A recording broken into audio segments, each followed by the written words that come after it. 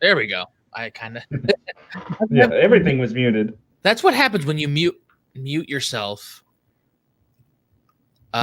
without letting the device itself mute you. Yeah. Shit. So, we're starting. Have we started? Do you want to just start in on cyberpunk and shittiness? We're live. Well, we'd have some basic conversation here really quick. Like we were talking about Sonic Mania too. So yeah, I mean, after a Sonic and Knuckles playthrough, and ever since I got my fancy schmancy, super awesome controller. oh yeah, that controller. No, when you plug this fucker in, and you can play the shit out of Sonic Mania on your computer or Switch. Yeah, hang on a second. I totally forgot to send a fucking invite to AFK. Oh my god. What? No. I want the invite. I feel so bad. I was like, I totally forgot to send her the invite.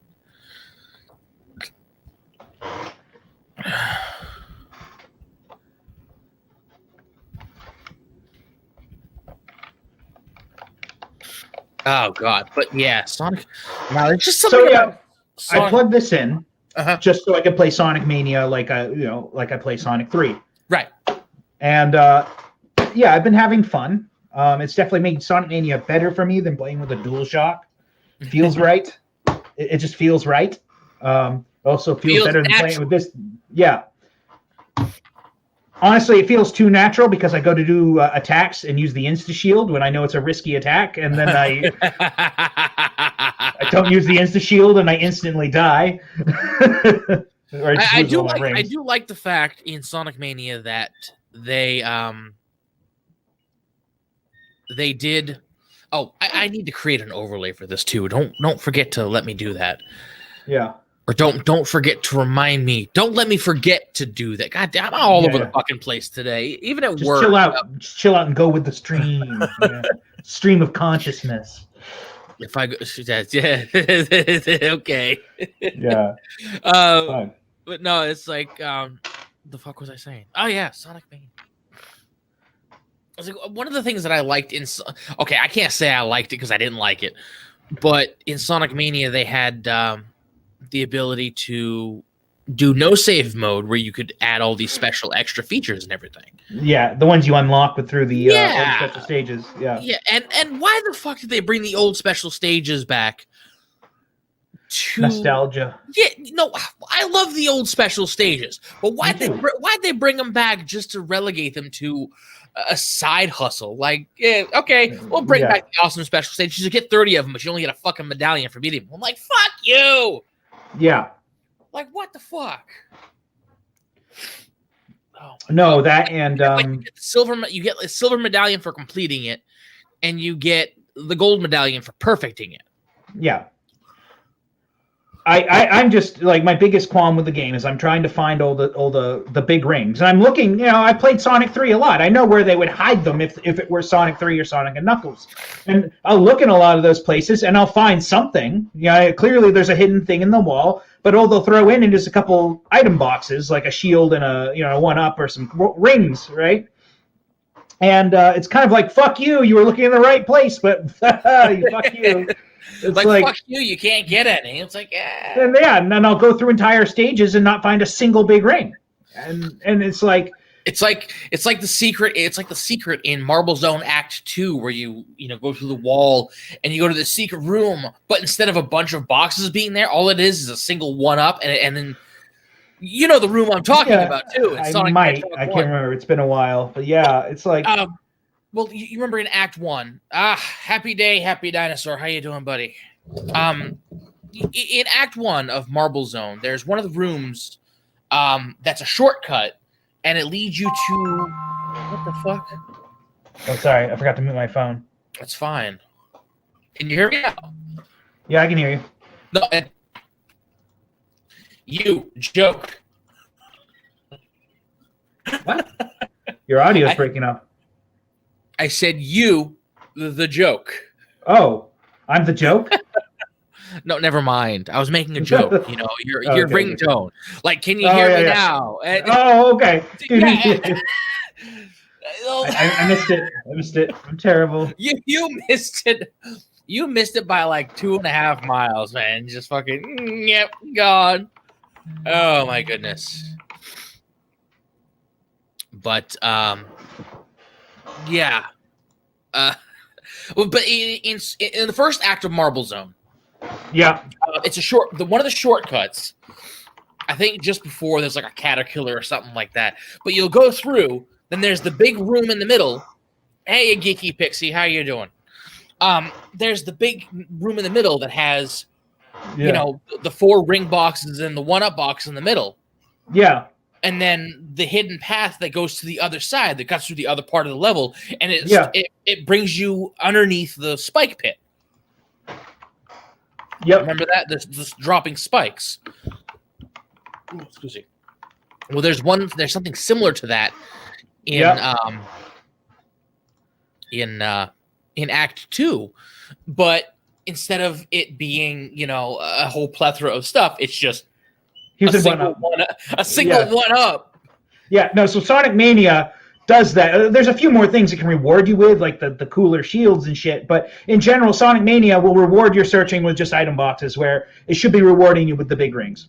Yes. And that's been my frustration. It's like, I will be looking in what it seems to be the right places, and it's just like, here, you can't have big rings, fuck you. And then when I do get into the stage, I'll make a mistake, and like some of the levels have places where you can fall off and instantly fall out of the special stage, and it's like, it just doesn't feel fair. That shit was annoying.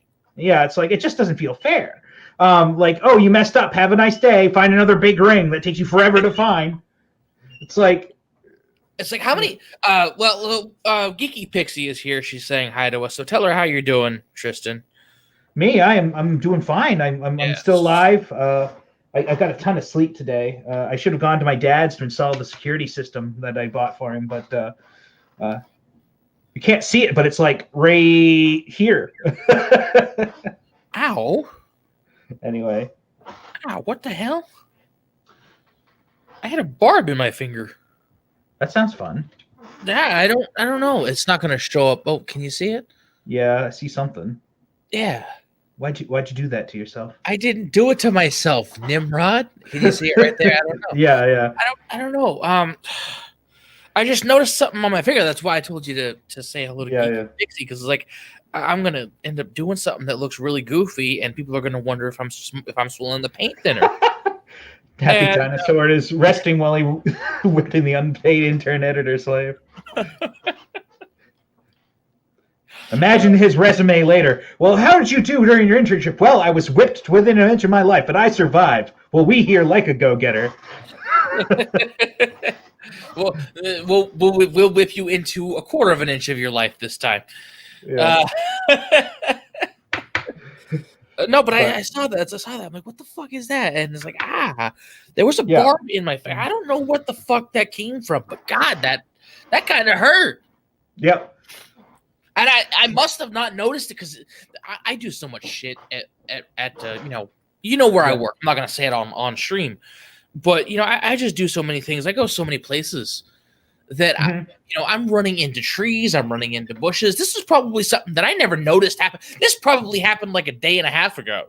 Jeez. And it was just resting there. I'm like, where the fuck did you come from? It's just a tiny barb. The adrenaline was pumping when it happened, and you didn't notice it. Jesus Christ! Like, I don't know, but now it hurts. Now that I'm pulling it out and thinking about it, I'm like, what the fuck? Jeez.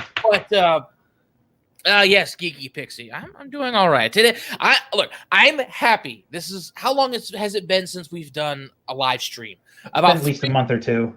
The Atlantean and TWOOD live streams. I mean, it's been about 3 months. I'm gonna say since October, since the PC was working. Yeah. And then we've done Saturday streams, and then the PC kicked the bucket. Yep. For like fucking almost 2 months. No, it was like for about a month and a half. Because it shit the bed just after we did our Splatterhouse stream.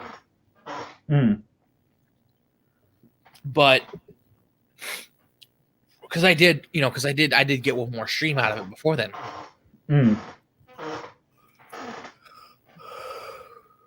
jeez.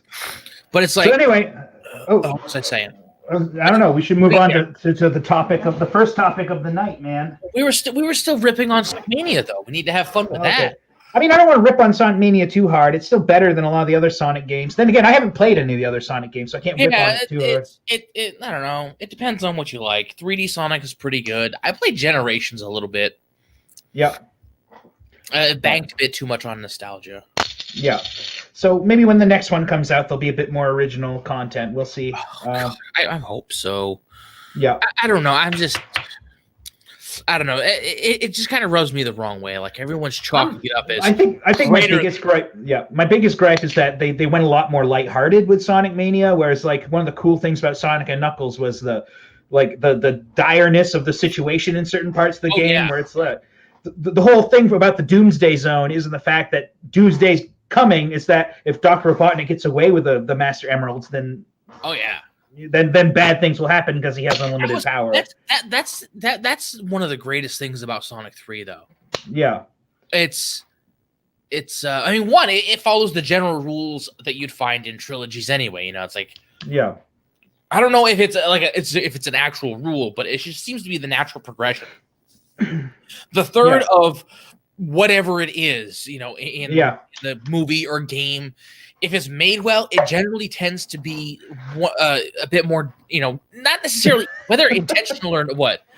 Sonic Boom was trash, so we can at least say Mania is better than that. yeah. All right, but it's it's like, I don't know. Sonic 3, I'm starting to get the opinion that Sonic 3 was like nigh perfect, maybe not entirely perfect, but as far as what we'd expect out of a Sonic game or a game like it, it's like almost perfect, right? Yeah. And it's I'm not going to say it's the perfect game, 10 out of 10, but it's hit so many of those points that it's hard for them to ever beat that, right? And that might be the issue, is that, you know, when you take Sonic and Knuckles, Sonic 3 as a whole, you know, it's like these games are just really, really good. So it's really, really, really good. It's about as good as it gets. Like, how do you beat that? It gets harder and harder to beat something as something gets better, and it's like, you know, and that is one of the greatest things about Sonic the Hedgehog 3. Just like the entire game, it's like, especially in the beginning. Yeah. Sonic and Tails on Sega Genesis. You mean Sonic 2? Yeah. Dear. Actually, you know what? It could be Sonic 3 as well. I'm not going to poke fun at her, but yeah, a lot of people's very first Sonic game was Sonic the Hedgehog 2.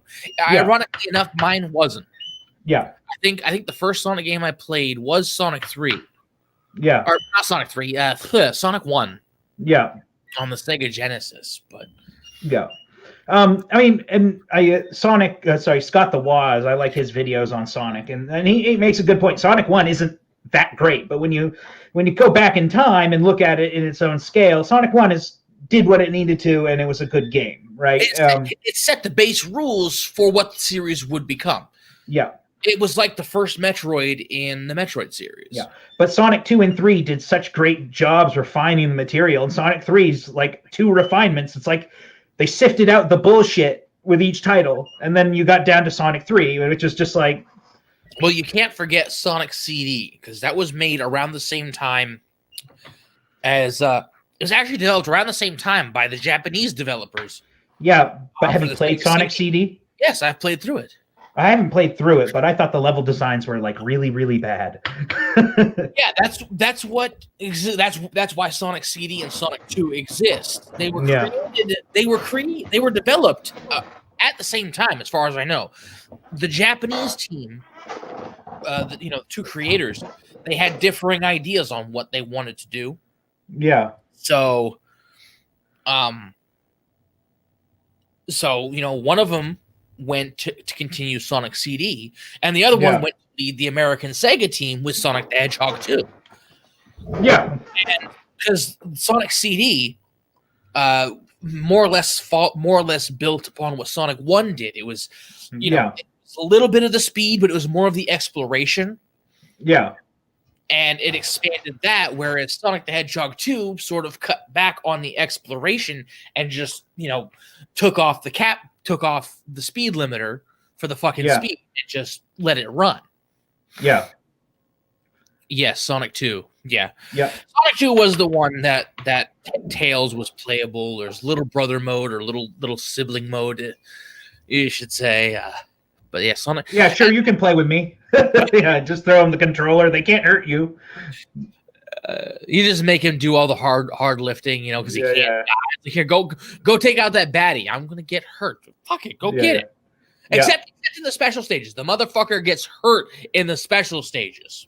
Yeah, and loses your rings. Like the one time where he loses you rings, it has to be the fucking special stages where you need him to get extra rings. See, if you have Sonic and Tails, you actually have to get more rings. Yeah, you know, because it expects you to be playing with two people for some reason. I don't know, but it expects the AI to be capable of gathering more rings. Yeah, I mean, which it does, you know. Yeah, but yeah, Sonic the Hedgehog. So Sonic CD. Took the elements of Sonic the Hedgehog 1 and more or less ramped them up. Yeah. And added in a little bit of, you know, speed elements with the time travel system. But it also had the end of act special rings. Yeah. So I love Happy Dinosaur's comment.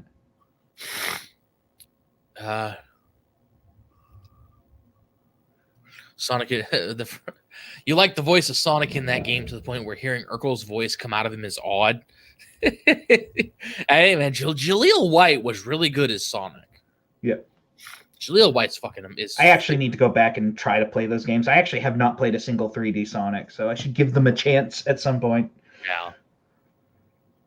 But anyway, yeah, no, to wrap up the whole conversation, is just like, yeah, Sonic Mania, it does touch on a lot of those elements, but like I'm trying to play through it, and I'm finding that they rely on the speed way too much, and they hide all the fucking rings, and the special stages are hard, which isn't something I dislike. It's just like I would like a lot more chances at completing them. And such difficult stages, you know. Yeah, yeah. It's like I can beat them given enough tries, but it's like you got to give me enough tries to do it. So. That was the thing in Sonic CD as well. You had to get 50 rings and get to the end of the act. Yeah. To get a chance at the special stages. Yeah. And it's like, I don't know. I didn't care for the special stages in Sonic CD anyway. But the good thing is, you don't need to get the time stones to actually get the good ending of the game. Yeah. You don't need them at all. You can the other way to do it is to go through time, which is a fucking pain in the ass in and of itself.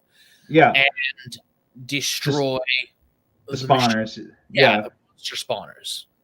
So in the past, and then once you destroy both of them in both acts, the third act will be the good future.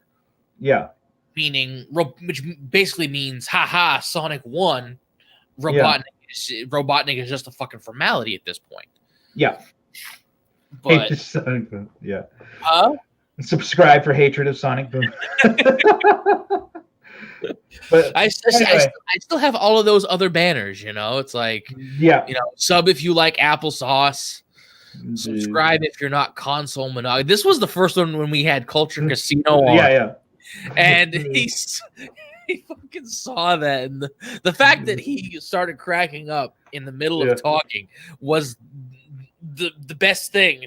The best, you know, like the perfect thing to happen from creators like that. Yep, that solidifies the reason it exists right there. It made Culture Casino laugh. It has a reason to exist. Jeez. Happy Dinosaur said, for me, it's hearing Goofy voice Batman. Happy Dinosaur, there's a video you should watch. I don't want to play it on the stream because it's not our content, but there's a video called Mickey Has to Decide Between Goofy and His Country. It's about Mickey in Vietnam. And you'll have to watch that if you like that kind of shit. Straight, yeah. Zelda when you got the Nintendo. Oh, yeah. Well, it's good because I've got all kinds of Zelda trivia that hopefully we can get some other people on the stream to see if they can answer the questions you'll fail at. But these are all, most of these questions are things I had to remember Or I do remember. I only had to double check a couple of them and found out I was wrong on one of them, but I corrected it. But I think they're going to be challenging unless you played Zelda as much as I have or more. Then they won't be challenging. I've realized that. Yeah, Happy. A lot of the things you said have just become, They're classic. It's. Let's see what do we got here. The sub if you like applesauce one. That was what something he said. Support the throbbing golden sword. Where the fuck did that come from? It was definitely a Zelda remark. I don't remember. Yeah. Jesus, I don't remember where it came from. I'm sorry. Chomp chomp. If you like the chompy chomp, that one's got happy dad all over it. That one had. If that had a picture, that would be his picture. Jeez. Subscribe if you expected the Inquisition. I need to create. You know what I need to do? I need to go through once I get the creature created.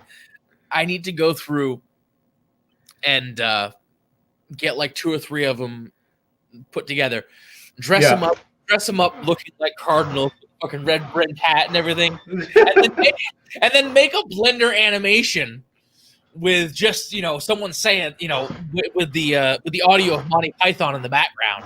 Yeah. Nobody expects the Spanish Inquisition. It's just fucking. Well, Geeky Pixie said, I can still remember stage by stage of Ocarina of Time like it was yesterday. Good, because that means maybe you should join us if you don't feel stream shy and join us when I challenge Lane to trivia. We need more people than 2 to get the most out of it. I follow her on Twitter. I don't know if she follows me, so I don't know if I can send a link to her. Yeah. Who's here?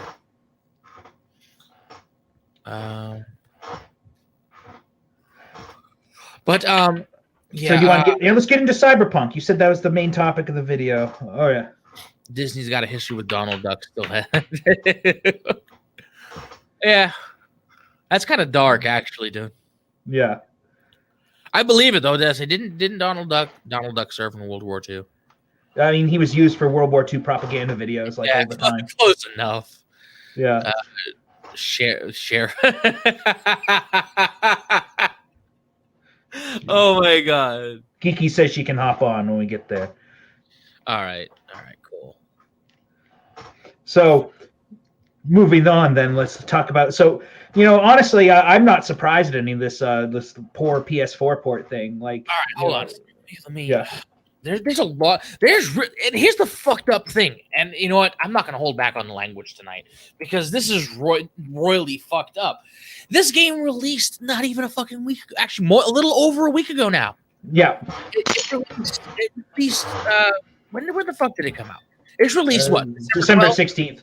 December 10th. Oh, December 10th. The initial release date, December 10th, which was about 12. Was what? 18 days ago. 9 days ago. So a little over a week. I don't know why people are so surprised the PS4 and the Xbox One version suck. Well, here's the fucked up part. And I actually got into this on I don't want to say I got into it because once the guy started talking, I realized he was full of more shit than I expected. Yeah. But it's like think about it. This game was announced in 2012. Okay? Yeah. And there's 2 teams at CD Projekt Red. There's Team Black, and I think the other one is obviously Team Red. I'm not sure, but whatever. There's 2 teams there. And when the main team was working at it's in the description, but at Angry Atlantean. If I can fucking type it. But it's like, because I had to look this up a little bit anyway, because I don't know, I didn't know anything about this game. All I knew is one day it popped up, everybody was hyping up about it, and I saw a video game that had Keanu Reeves in it, and I'm like, why the fuck is Keanu Reeves in a video game? I mean, I'm not acting shocked that Keanu Reeves was in a video game. Okay, he was in the fucking Matrix. The Matrix, the Path of Neo. The video game. But it's like, Here's the raw details though. Like a game when it starts development, especially that long ago, the final engine, everything's not set, right? And a lot of people, especially these days, they're kind of, not a lot of people. There's a lot of console fanboys, and they religiously stay away from PC. That's also fine, but you need to have realistic expectations what your console does. And when all these people get pissy that their PS4 doesn't play a game worth of shit, it's like, why didn't you buy a PS4 Pro yet if you're that concerned about performance? Right. Here's the PS4 Pro plays the game fine. Well, yes, but here's the thing that's rubbing people raw. When I say the game was announced in 2012, let me put a caveat on this. This was it was announced and started development when The Witcher 3 was in development. Yeah, but that doesn't mean that the final specs are going to remain in 2013. I know, but just listen to me for a second. This is what the other guy fucking went on a tangent about, and he's missing the entire point, like a blind hunter misses a buck. Okay. Like he's walking right fucking by. Like, look, it's not like a case of where you're developing a game. It's not like a case of Mortal Kombat X, okay, where NetherRealm decided to start making this game, because this is actually what happened. NetherRealm decided to make Mortal Kombat X, and they were making it just at towards the life cycle of the PS3, but it was also towards the end of that, right when the PS4 and the Xbox One was out. Didn't they cancel that port? Well, that's what I'm getting to. They, this was when current gen eventually became current gen. PS, Xbox One, about a year or so after that was out. But also last gen when the PS3 and the Xbox 360 was still going strong. But the the shift there, it's like you're in between two console generations. It kind of makes sense, like if you want to cancel the previous generation ports because you're focusing on the current gen. The CyberPunk 2077 was announced in 2012. This was a year before current gen was actually current gen. Yeah. This is when PS3 and Xbox 360 was still around.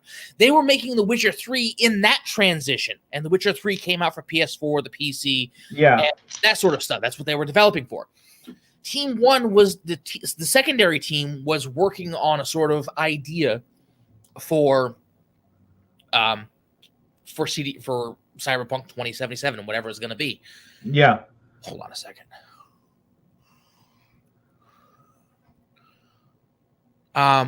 So, that's what was I saying? Oh, hey, how you doing, buddy? Nice to see you. I appreciate the sub. I appreciate you dropping by for a little bit. This is a fellow I met. It's Steve of War. He's actually a mod for Steve of War's Twitch and Discord. He's a really good. He's a jolly fellow. I like him. I appreciate you showing up, though. I appreciate it greatly. Yeah. But no, what was I saying? Yeah, so they were making The Witcher 3 in that transition. The secondary team was in Cyberpunk 2077 wasn't even in wasn't even in pre-production. It was just in development. Whatever the fuck that means for a secondary team. Like if it didn't hit pre-production, then it technically wasn't in think of something like being developed on paper or in documents only. Right. That's before it hits pre-production. Yeah. But still, they're planning all of this out. And then in 2016, it officially enters pre-production. You're in the life cycle. You're in the life cycle of the current gen. This was 3 years after, PS4 and Xbox One hit the scene. Okay. When they're working in the middle of this, they weren't working on PS4 or PS5 hardware. At the time, they were working for the generation console. That's how they were advertising it. And in 2018, that is how they advertised it. They advertised it as coming out for the PS4, the Xbox One, and the PC. The shit about coming to PS5 and Xbox Series X or S or jerk off, whatever the fuck it's called right now. Yeah. Didn't come until June of this fucking year when they said it wasn't going to be made until 2021. So with that sort of statement, you kind of expect, okay, they're going to finish it up. They're going to create the versions for PS4, PS5, PS4, Xbox One, and the PC, and then just port them over to the next gen systems later. That's what you're going to assume. That's what I assume. That's what everybody assumed. You know, Yeah, Geeky Pixie says Sony refunded me without my consent. Was actually enjoying it and playing on a base PS4. The game only crashed every so often, so I didn't mind that. But now I can't play the game. Yeah, that's what happens if you buy it digitally. That's why you buy physical. So, here's the thing: the PS4 version, the PS4 was based on hardware from 2013. It was kind of weak hardware when it came out. I personally didn't buy a PS4 at launch because of this. It was kind of a piss weak console, in my opinion. It didn't do 1080p 60. I was a bit of a purist, and I still am. So when the PS4 part came out, I'm like, well, fuck yes, I'll buy the PS4, and that's currently underneath my TV. And PS4 Pro is where I'm at. And the PS5, thankfully, is not nearly as bad as the PS4 was. But you got to keep in mind the PS4 was coming off of the PS3's high price pushing Sony into debt, and there's a lot of reasons for why they did it, but the problem is the expectations that this console is going to play this game equivalent to what their footage they're showing, and that's not exactly the outrage, but it's like you got to give it some leeway. Right. The one thing you can't give them is that game crashing bugs and falling through floors. That obviously shouldn't make it out. But that's but again, that's sort of sidestepping the point, sidestepping the reason people are pissed off. It's not the fact that this game was, and I know I've been told that, I'm familiar with games switching consoles, in a long development cycle. Daikatana, anybody, Aliens, Colonial Marines, Duke Nukem fucking Forever. Duke Nukem Forever was supposed to come out for the fucking PS2, I think. Well, no, Duke Nukem Forever was a PC game, but it switched engines, not consoles. Whatever. I don't know. Yeah. All I know is it was eventually going to come out. Aliens Colonial Marines was actually when that was supposed to come out for PS2. Yeah. And then it got switched in its console. So I'm not. That's not strange to me. What's pissing people off, and it's not pissing me off as much as, like I said, I don't know much about this game. I didn't know much about this game, but the more I'm hearing about it, it's like, I'm glad I didn't buy it. But it's like a case. It's like, they were building it and advertising it for the PS4. Okay, and when they're building and advertising for the PS4 and the current gen consoles of the day, you would kind of expect them to build the game to work around those systems. Obviously, it's based on 2013 hardware. It's designed, for one reason or another. So it's Yeah. Oh, yeah. Pixie says she might get it on PC. So, I was talking to this Lane. I just built myself a PC. This is the only graphics card I could find. And this one's not even high end. And in reviews for CyberPunk, this card plays CyberPunk like shit. It doesn't play CyberPunk at all, right? The only amazing thing about this card is how well it does streaming and video encoding. And that's why this card is in my system, because it does all those bits just as good as the other cards. It just doesn't play the games as well. Right. But that's still a new card from like a year ago, like a year ago, and it can't play CyberPunk at like 30 frames a second very easily. Like you'd have to make a lot of concessions. So, like CyberPunk's a pretty high end game. So I'm not buying it until I can actually get one of these fancy new graphics cards that the scalpers keep buying up. But it's just like, when you're advertising it, it's one thing if they decided to scrap the PS. It's like, okay, you know what? We're gonna scrap the PS4 and the Xbox One consoles, outright, and we're gonna develop only for PS5 and the new Xbox. That would have made sense. It would have pissed people off, but it would have made some kind of sense. But everyone's coming in like saying it wasn't developed for current gen consoles. It was developed for PS5 and Xbox Series One X. It wasn't developed for those either. But CD Projekt Red is a PC developer primarily, right? And the thing is like, so I buy games from a company called Falcom that make RPGs. I buy them on PS4 because they make the games for PS4. Their PC ports are actually good, but they take a lot longer, but they're primarily a PS4 developer, so I buy it on PS4. CD Projekt Red, primarily a PC developer. I wouldn't dream of buying the console version, honestly. No, but that's how the Witcher series actually started, right on the PC. And it's still, even The Witcher 3 is a PC title. It's better on PC. But Witcher 1 and 2 were never ported to consoles. I've heard of The Witcher for the longest time. I never actually played them. I was into Neverwinter Nights and Dungeon Siege, but I've heard of them. So but still, it's like, when you're developing a game for PC and then you're going to be developing for a console, you kind of want it, you're going to want it, at least the console version. Here's the expectation people should have, though. CD Projekt Red is not a PS or Xbox developer. No, it's always going to be secondary. So you should expect the secondary ports to be not as good. And if you don't care, obviously Kiki Pixie picked up the game and she didn't notice a difference. She was having fun. She didn't care. And that is more than fun. If you're willing to take on the concessions, good for you. I'm happy for you. Like, and that's and there's, again, nothing wrong with that. Right. But the problem I think a lot of people are having is that it's not working out. It's like, oh, it should be good on PS4. It's like you're having too much. Yeah. You're having too much. She said, see you probably. It's the new aren't out yet. Why? Yeah. Well, but I know, and there's so much more going into this than just that one thing. There's also comments from the execs, and by the way, the execs, from what I hear, aren't exactly game-minded folk anyway. Yeah. But from the execs saying, "Oh, the game runs surprise." They were talking to investors when they did this, saying the game runs surprisingly well on the PS4. If you hear some of the horror stories going on with PS4, if they call that surprisingly well, what was it before? And again, probably bad. I know the common defense. Like, oh, it's secondary for the PC. I understand that, but the problem lies not with the fact that just the PS4 version is slightly inferior. PS4 compared to PC is going to be inferior anyway. Okay, it goes without saying. That's what you get when you buy a console. When you buy a console, you're buying something prepackaged, and it's going to work for about 5 or 6 years before they need to upgrade and develop a new one. That goes without saying. That's what's happened. Yeah. PCs are modular. You can update them as you go. Parts become obsolete, but you know what I mean? Yeah.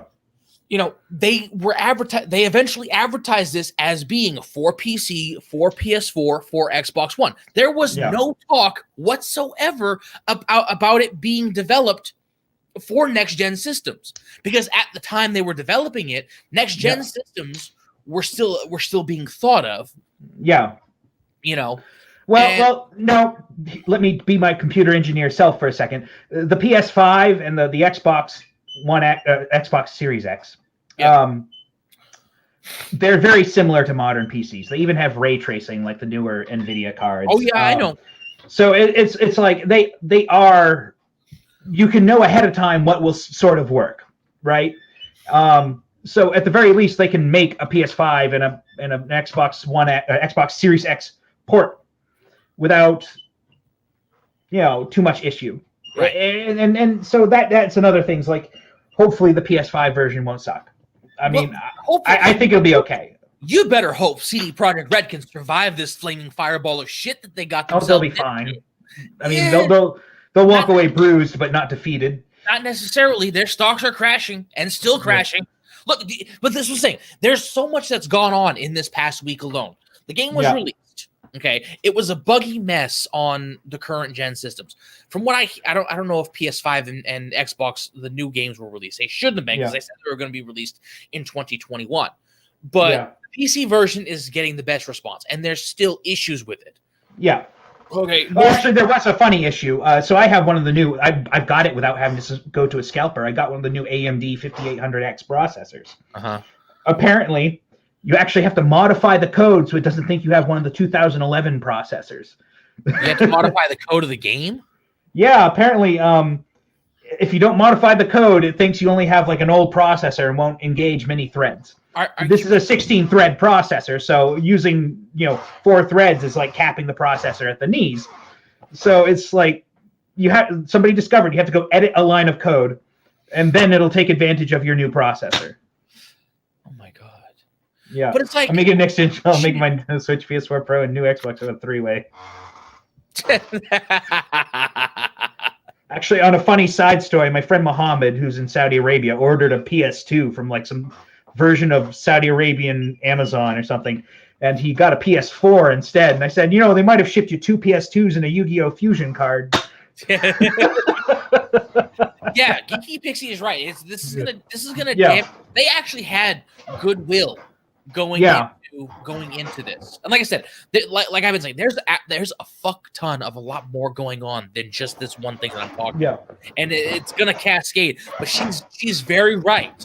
Yeah, all of the shit that's gone on, especially how fast it's gone in the last 9 days, it's going to destroy their reputation they're going to be on a level of hatred that EA is going to match fucking Bethesda and EA if they're not. Whoa, that's hard to accomplish. You really have to be a huge dick for that. Well, people have been calling the game Cyberpunk 76 for a reason. Yeah. Oh, geez. Fallout 76. Anybody? Yeah. But it's speaking. Obviously, there's going to be some people who have anecdotal evidence. They don't discover as many issues and all of that. Yeah.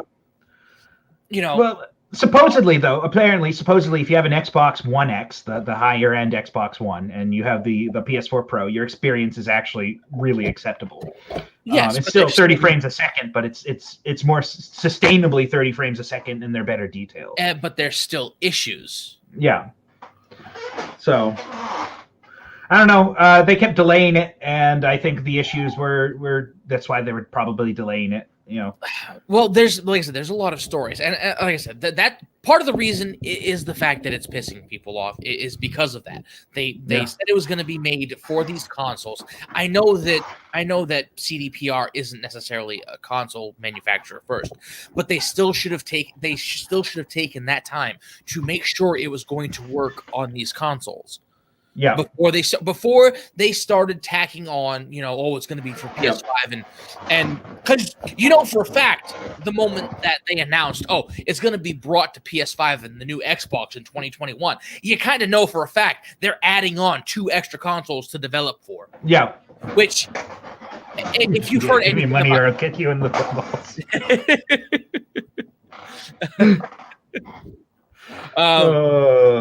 Okay.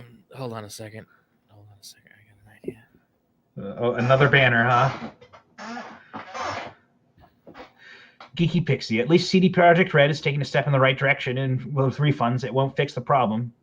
It should never have happened. That's correct. I think there was a lot of pressure for them to get it out, though. Like, if you remember, like, the past couple months, every time they delayed it, people, shit a brick. Oh, Cyberpunk's delayed again. Bullshit. It's like... Oh, yeah, sure. But there's also the fact that the game in January the execs said the game was pretty much finished. The fucking developers have been said there was information about a recent Zoom call that the meetings and everything they had with the execs. Yeah. The developers said this information leaked. In this conference, developers were ripping the fucking executives for basically saying, "Oh, the game is finished," when the game wasn't fucking finished at all. Yeah, this came out recently. This in a Zoom call, their conference. The developers were basically ripping into the execs for pushing a game that was not finished. They all knew was not finished, and they released it anyway. Yeah, it's like I said. The more evidence that comes out, it's damning. Jeez. Honestly, well, here's the fucked up part too. This isn't the first time CD Projekt Red has done this gimmick. Not at all. If you ever heard about the history with The Witcher 3, the game came out and was buggier than all hell. It was fucking terrible on every version. And 2-3 years later, it's like, oh, they released a patch. It's great now. Like, motherfucker, they should have optimized this shit before they released it. Yeah. And that's hold on a second. I'm still going. Don't interrupt me. Just let me finish this thought. I will. You do it. And that was the mentality they had then. It's like, oh, we'll fix it. And everybody's, because they were new, they were not new, but they were good. They weren't like the other people. Like, okay, we're gonna give you a chance. And then 2 years later, it's like, okay, fine. And it's like, all right, fine. They fucked up. They dropped the ball. I mean, it technically was their first console release for the Witcher game, which was dominantly a PC game. Yeah. It's like now they're developing this game on PS, on PS4 hardware, on Xbox hardware, on PC hardware to run on a PC. And they shouldn't have announced the game in fucking 2012 anyway, but we're not going to get into should have or could have yet. Yeah. Basically, this game entered pre-production, and it was officially in development since 2016 for about 4 years, not even 4 years. Yeah. 2018, they said it's going to be for PS4, Xbox One, and the PC. 2019, they said it was going to be for Stadia, which is a fucking buggy piece of shit anyway. If you've supposedly the Stadia version is actually quite playable. People are enjoying themselves. Go figure. Of course, the fucking streaming service that is. Yeah, congratulations, you made Stadia look good. Right here, buddy. And here's the funny part: it's one of the shittiest. Oh God, it's not going to be enough to save it though. Most people don't play on Stadia. Yeah. Like, they were in development for a certain length of time. They knew this was coming. They knew they were going to be developing for current gen and PC. They should have had their heads in the games. Yeah. Now this is initially. Now what's come out recently is that the developers didn't know that the execs were selling the game as finished or pushing the game. They just knew it wasn't finished. Yeah. And then they were also going on about the fact that what was it they were saying? There were reviews that came out, employee reviews about CDPR, basically saying, it's a good place to work, but the execs, they don't have any fucking idea what they want to do. They're so directionless. And like I said, these things have been coming out slowly. So it's like... Sorry, we got some good comments there. No, I know. I'll catch up. But it's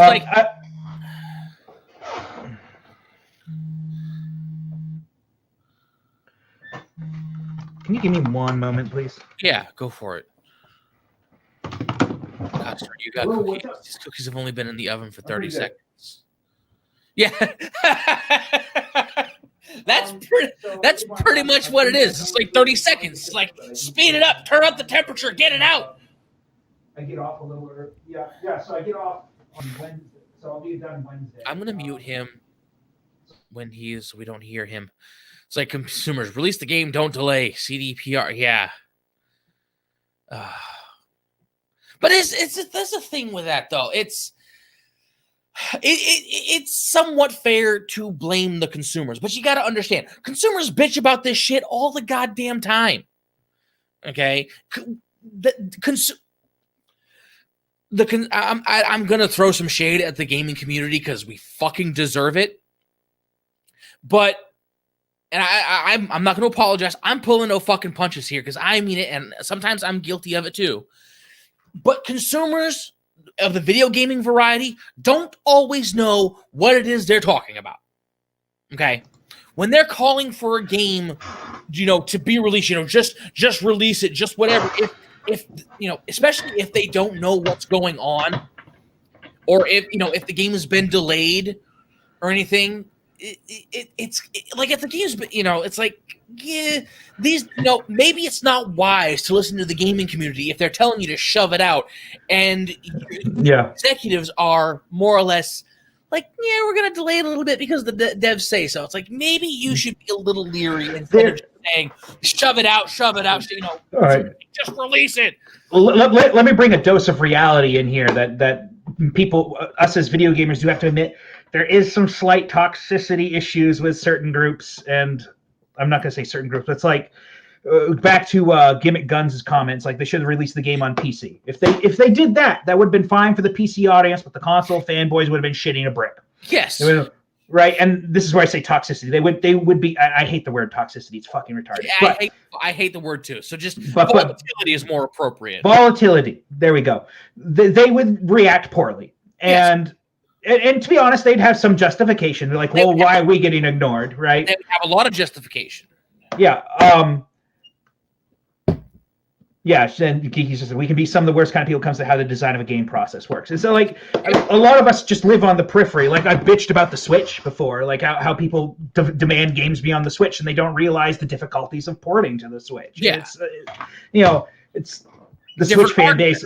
Yeah, the Switch fan base has been especially fucking volatile in that regard. It's like they refuse to buy games, even though they have some of them will still have a PlayStation 4, but they'll refuse to buy a game until it's on this. And it's because it needs to be on the Switch. And it's like, that kind of leads me into a segue of this mindset that every game needs to be available on every console. Get the fuck out for yourself, okay? I mean, it's like, because it's a bit of a tangent, but you brought up a really good point, and it's something that really pisses me off. Because a lot of people bitch about console exclusivity and store exclusivity. It's like, one, I kind of agree that console exclusivity is a bit of a circle jerk in terms of first party shit, but at the same time, not every game needs to be on every fucking console. Consoles exist for a reason. Yeah. Okay. It's like if that's why not. That's just that's just the way things work. Not everything is going to come out for everything. Well, when it comes down to it, if I want a Switch game, I want a game that's made well for the Switch, not a shitty port. Right. Exactly. I'll buy games for the Switch that are meant for the Switch and aren't really made on anything else because, well, they play fine. They're made with the Switch's limitations in mind. But you take like the fucking Doom Eternal port or something, like, yeah, we shoehorned it onto the Switch. Come buy it, you filthy whore. Like, no, I'm just going to boot it up on my PC or, God forbid, my PlayStation 4 if that's not working. It's so the idea is like, really, what the fuck? Motherfucker. Oh, yes. So it's like, look, console exclusivity is a bitch, yes, but it is a necessary evil that keeps everything running. And of course, I'm gonna throw some shade at the PC master race people as well. Like master race. Like, we get it. Your PC can fucking do everything. Go fuck yourself with a sandpaper dildo. I mean that sincerely, by the way. Yeah. Because I am so sick of these assholes coming in like they're so fucking big and great because they have a PC that can run all the shit and they can emulate games and everything. Like, great asshole. You have the money and the time to invest it. And look, I know from experience, building a PC can be affordable. I'm doing it myself with your help. But at the same time, especially with the problem we have, parts are being fucking scalped. Yeah. They're actually ruining the PC market by scalping all the graphics cards. When we can't even get a card like the low end one I got over here. Like PC mess, like for a good high end PC, you're looking at twice the cost of a fucking console. And that's one of these things these motherfuckers go on and on about. Like, and I'm not talking about all PC gamers, y'all are good. Yeah. I'm talking about the pretentious motherfuckers. Think the kind of asshole. And it's going to be completely off. Just to let you know, we in the PC Master Race do like hearing console griping. Like it's actually a hobby. No.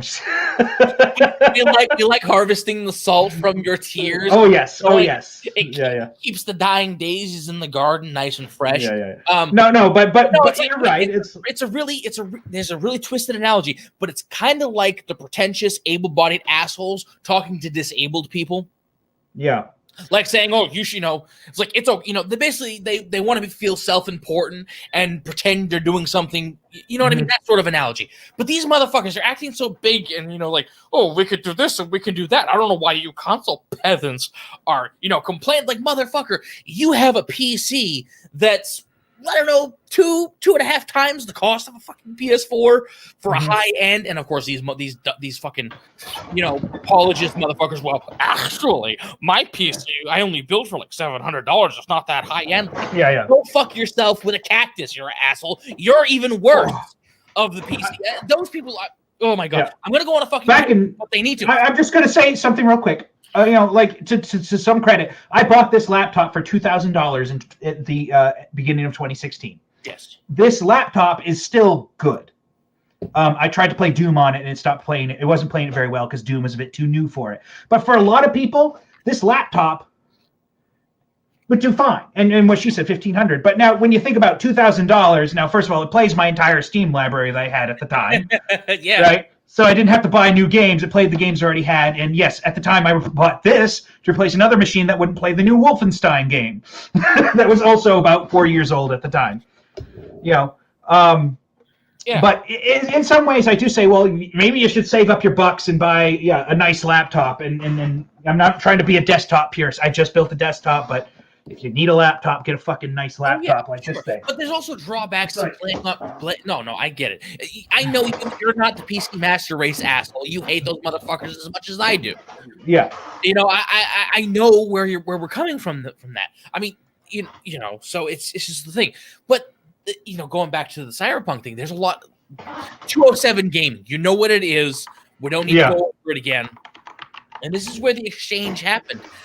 These motherfuckers are in there, like, basically circle jerking themselves, like, it's like, oh, cry about your shitty console. Like, motherfucker, the game was announced for the consoles. It wasn't necessarily being primarily developed for those consoles, but it was being developed in tangent with those specific consoles. Yeah. You know, so and that's the thing that's really going on. That's where the exchange happened. You know, it wasn't made for current gen; it was made for next gen. Like, motherfucker, it was announced before current gen was actually current gen. Yeah, it's like, oh my, and like I said, and you know what I mean. Yeah. And so, the exchange actually didn't piss me off. It was mildly irritating, and I'm like, I fucking forgot about it until now.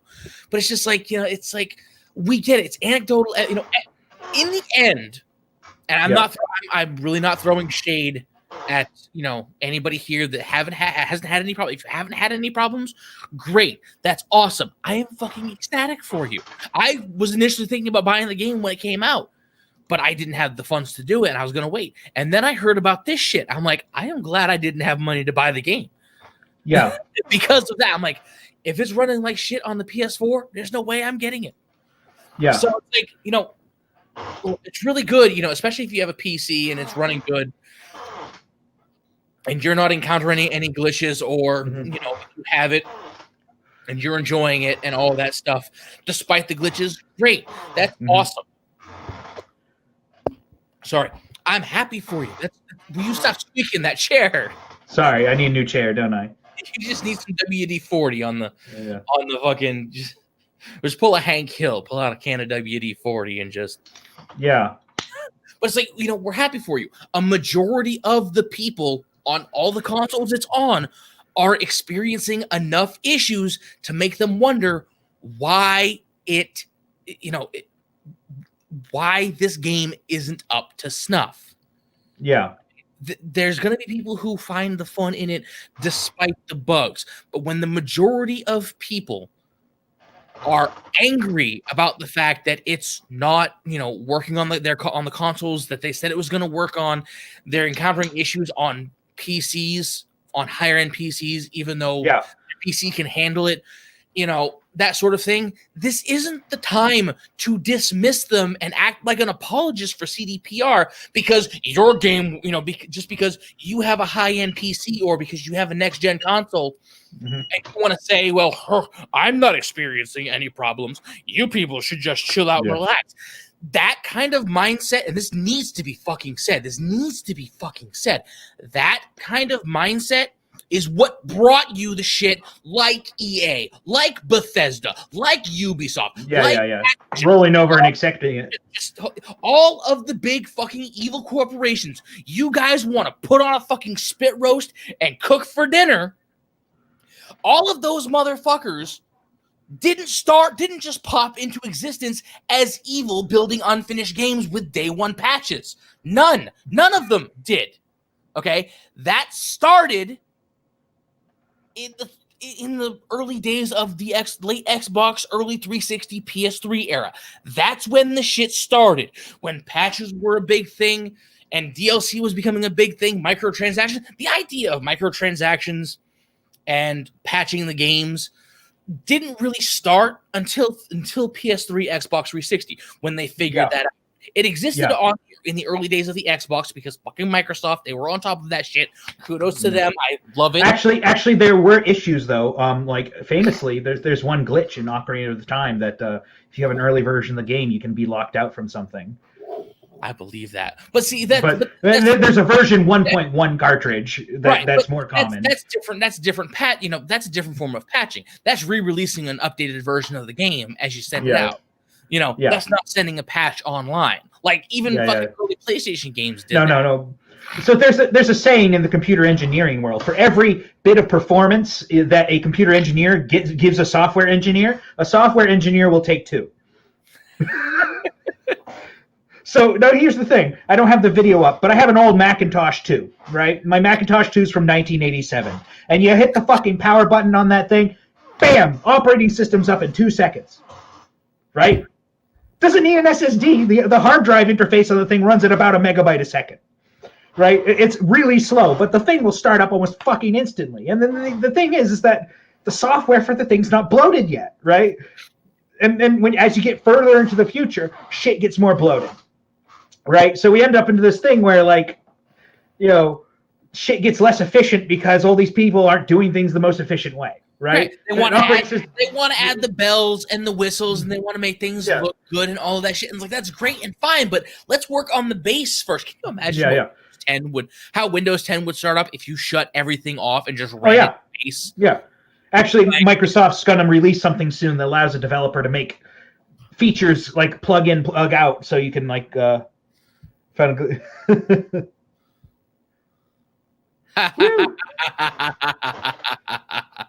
Jeez. I have to try that. I don't think that exists in the GameCube version, but it would be nice if it did. They did a few fixes, like they made sure they removed the moon symbology so that they, in theory, didn't, trigger any, terrorism style events. Yeah, tasty Macintosh. Actually, the Macintosh is set up right here because I play with it every once in a while. It's fucking massive. He plays with his Macintosh, ladies. Woo! And there's my air conditioner. The Macintosh too. That computer cost like $16,000 in 1987. I got it here for $80 from somebody's garage. Can we sit in a wait? What the fuck? Can we sit and appreciate the fact that old technology like that cost as much as a modern PC does? Oh yeah. Well, so without getting too far into this thing, I do look into the files and how people use the computer, right? And so keep in mind, I think they bought this one in about 1989. According to the guy's resume that I found on the computer, he was working in an electronics store at the time. The latest dated file I could find on the computer was like 2001. And the only thing they ever used this fucking computer for, they never upgraded the RAM. They only used it with the shipped 1 megabyte of RAM. And the thing could have easily taken 8, which would have made it a lot more capable. On par with the Sega Genesis cartridge. Yeah. But anyway, all they ever fucking used this, they probably paid $12,000 for it in 89, knowing how much it cost.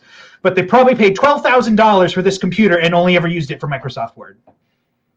I found about 40 Microsoft Word documents and 2 Microsoft Excel documents, and that's all I found on the computer, other than Microsoft Word and Excel.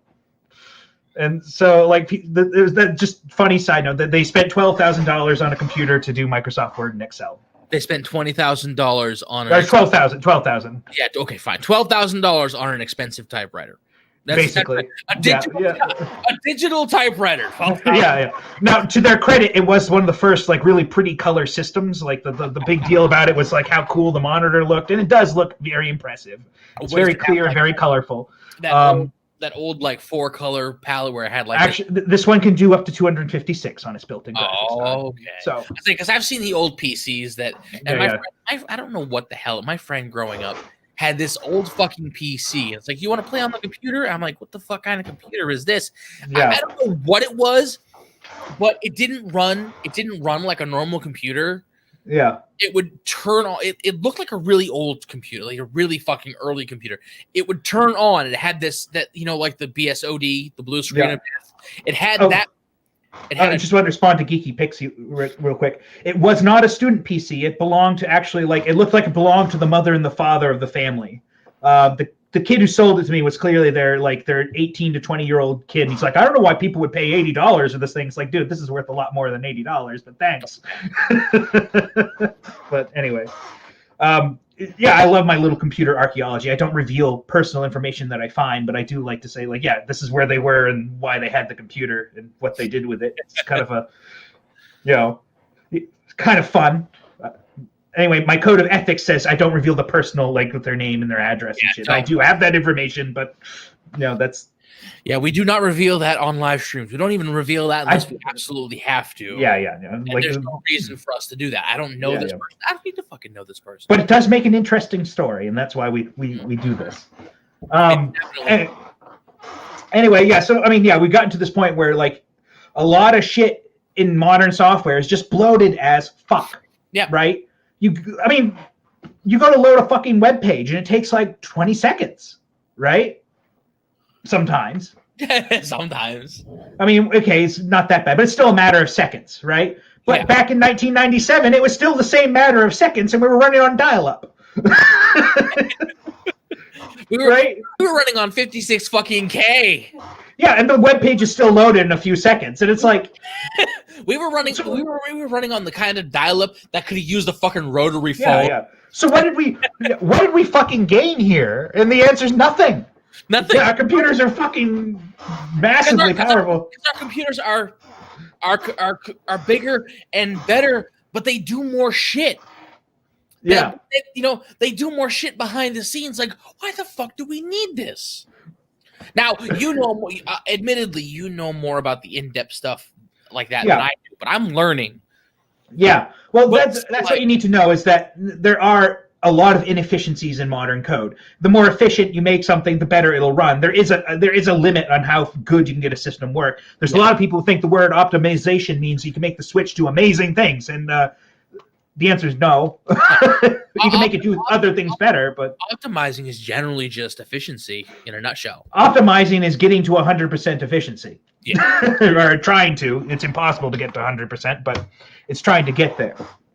But it's just and like there's a lot of issues with, especially you go to your modern web page and there's a fuck ton of ads, right? There's even modern games that spend time downloading ads, right? Like there's these new sports games that'll spend time downloading fucking ads, right? So it can play them for you. And it's like there's a lot of waste. And I'm not saying CD Projekt Red does that, but it's like, you have to be left to assume that there's probably a lot of wasteful code. Well, that's what most video games do nowadays. It's wasteful code. Whoa. One used PS3 I bought refurbished from GameStop. Took it back and whispered the kind of videos and photos were on the hard drive full of CP. Luckily, the game software. Wow. Oh, God. The PS3, the PS3 was a media beast. You could do a fuck ton of shit with it, including archiving all your photos, videos, and music. Apparently, this guy used it to archive a certain kind of photos and videos. Yeah. Anyway, they really should be looking at that shit before they sell it. Well, they just turn it on to make sure it works. All right, so one more side distraction I want to bring up. I want to show you this before the stream, but because I have that arcade game, Metal Slug, or at least I have all the packaging materials for it. Didn't you show me this before? I did. I showed you the cartridge, but I didn't. You didn't show me the. Yeah. Yeah. So, but I think this one's hilarious. This is another one of these history things. So back in the 90s, we knew like Mortal Kombat was super popular. But if we read this form here, it says, important notice, software dip switch settings for Metal Slug. In-game setup, make certain that the blood setting is set to on. All right, hold on a second. What is this? Make sure the blood setting is set to on. Here we go. Ready? Test reports verify that earnings are increased significantly when in this mode. I love how they actually say that. Like, holy fucking shit. That is awesome. So, this is a flyer that came in the box with the game that say, turn on the blood. It's fucking 1996. People fucking love Mortal Kombat. You better turn that shit on. Violence sells. But anyway, so did you want to get into Ocarina of Time trivia, or you want to keep talking about No, we're still fucking bitching about CD Projekt Red and CyberPunk. I don't know, man. I think we've said it all. I mean, it's like, but it was just leading into the main segment. It's like, this is the kind of shit that, we did enough bitching about CD Projekt Red and CyberPunk because there's not much more to bitch about. I mean, everything that's come out recently. You heard about Sony taking it off the, which I read that on my live stream actually on Thursday night. I saw that because just towards the end, and I saw that. I'm like, I was fucking laughing my out. That was funny as fuck to me. That was hysterical. Yeah. That they released a game so fucking botched for the consoles that Sony said, you know what? Fuck you. We're taking, we're going to give people refunds because you said we were going to do that, but we're also taking it down so you can't get fucking paid for it. Yeah. One accusation I heard levied at everyone is like, Sony had the choice. They greenlit the game.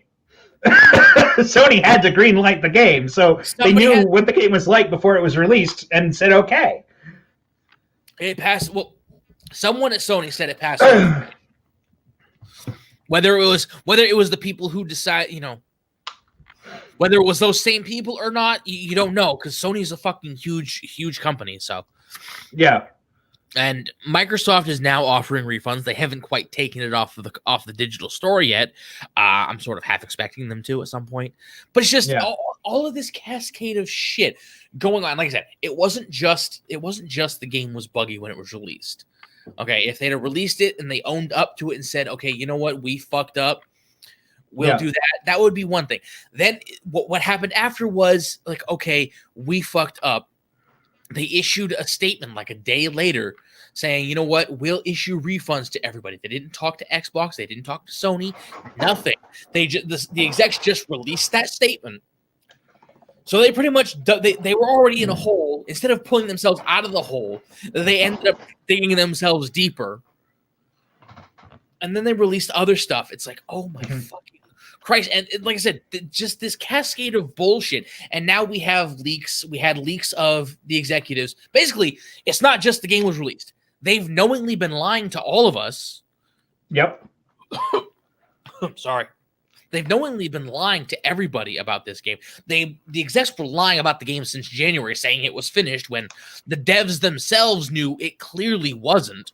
You know, the reason for the outrage of this game at this point is so much more than the fact that the game was buggy and as all fucking get out when it was released. And in today's society, sure, if the game wants to get released, it's nearly. That's really close to the truth because they own Crunchyroll and Funimation. That's not too far, and they're gonna fucking censor it all for the West. But but it's just like, you know, what about anime titties? You can watch it if it has the stars. Okay. But it's just like, you know, all of this shit that's cascading. Weeb Moses, let my wife who's good. Weeb Moses parting the waifu sea, just fucking, and then it's just this fucking ocean of anime girls just bouncing themselves away as they fucking cross the Great Stone Bridge. Oh jeez, but it's just like this cascade of shit.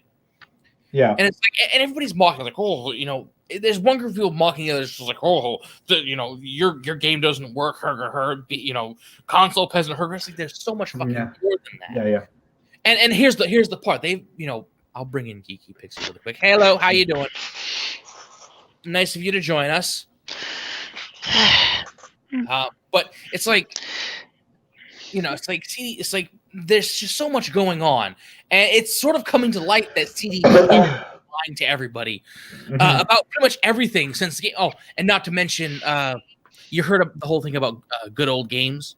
Yeah, and the game, it belongs to them. Yeah, the game. What was the game? I'm doing good. How are you guys? Pretty good. All right. Thanks for joining us. Yeah. You know, basically that whole bit with devotion and CDPR pretty much bending the fucking knee to China because of that game. It's like any goodwill is gone. Yeah. CD Projekt Red is pretty much in the same fucking league as EA and every other, just, you know what I mean? Yeah. So, but yeah, my ranting about that is done. I got it out. Oh yeah, good. So, to preface our next section, Lane's been playing through Ocarina of Time, and it got me thinking about things, and I thought, you know what, I can quiz Lane. Lane is usually on my level when it comes to knowing shit, but we're going to find out for sure if he knows as much or more than I do about Ocarina of Time. And I was hoping somebody else would join us in, and that's Geeky Pixie. Appreciate you being contestant number 2. May you be Atlantean. We'll see. Yeah, we'll see. I started out.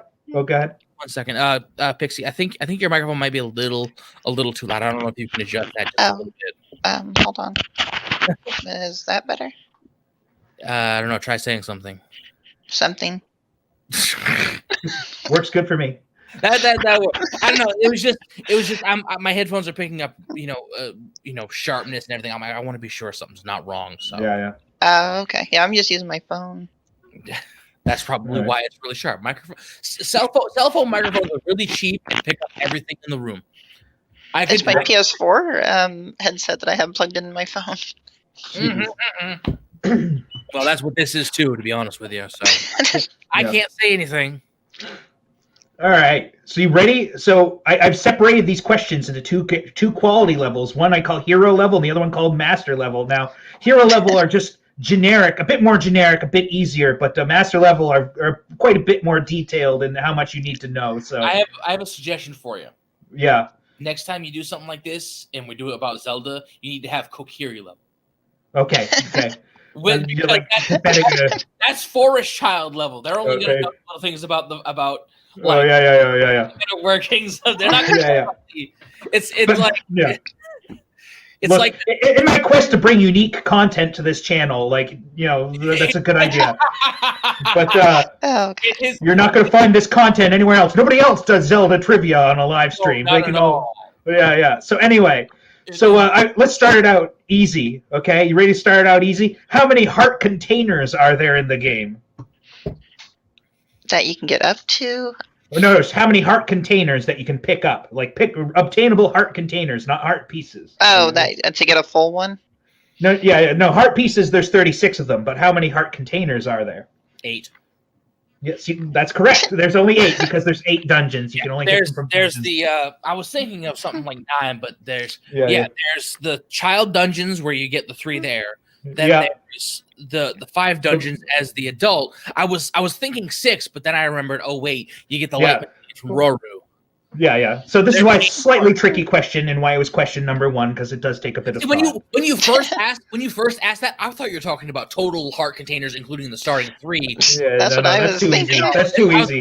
I was about to say 20. I'm like, wait a second. Let me. Yeah. Too easy.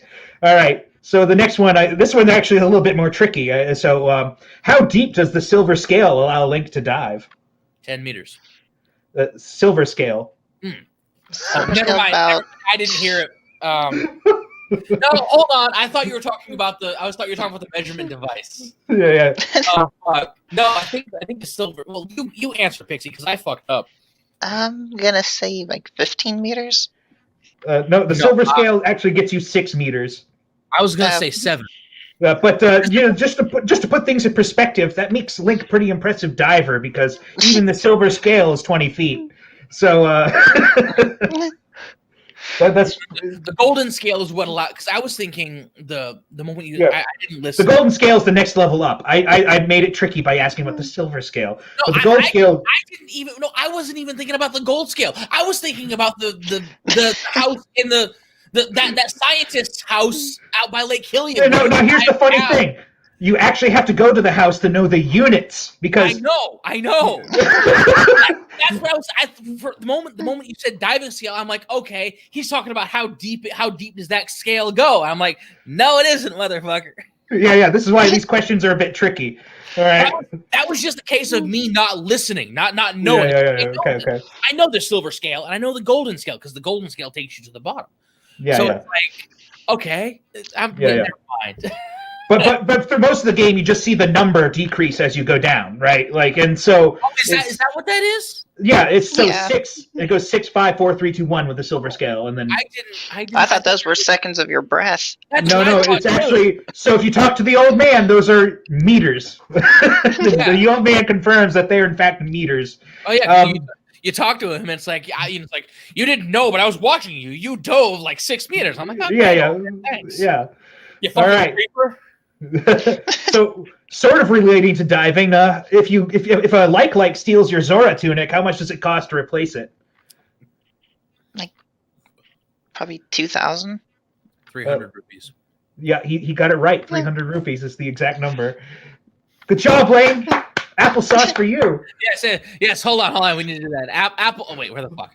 God damn it! Where are they? Applesauce. I haven't done this in so long. I forget where my videos are.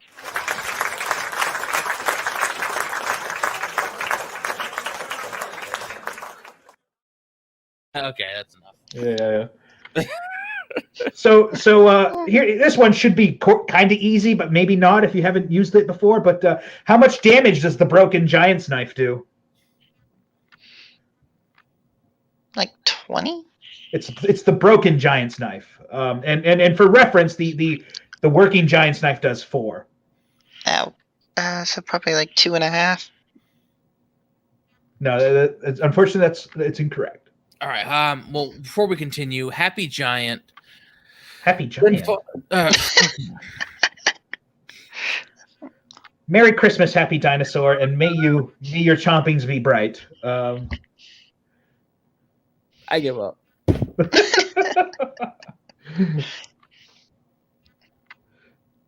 The broken giant snuff. I think it does like 1.5. Yeah, it does 1. It's the same as the Kokiri sword. One. All right. Now, just to let you know, these questions don't mean you're bad at Zelda by any means. They just mean they're supposed to reference how much you've played Zelda. Or how much. I've never used the fucking giant's knife in my life. I don't even. I go to get the big Goron sword, but I don't even use that when I get it. Yeah. So they're basically like questions that go along. How long and how far have you played this game to know these details off the back of your damn head? You should ask me Majora's Mask ones. I know those like the back. Well, because this is supposed to tie into your playthrough of Ocarina of Time, and I haven't played through Majora's Mask as much, so I didn't have many of these off the top of my head for Majora's Mask.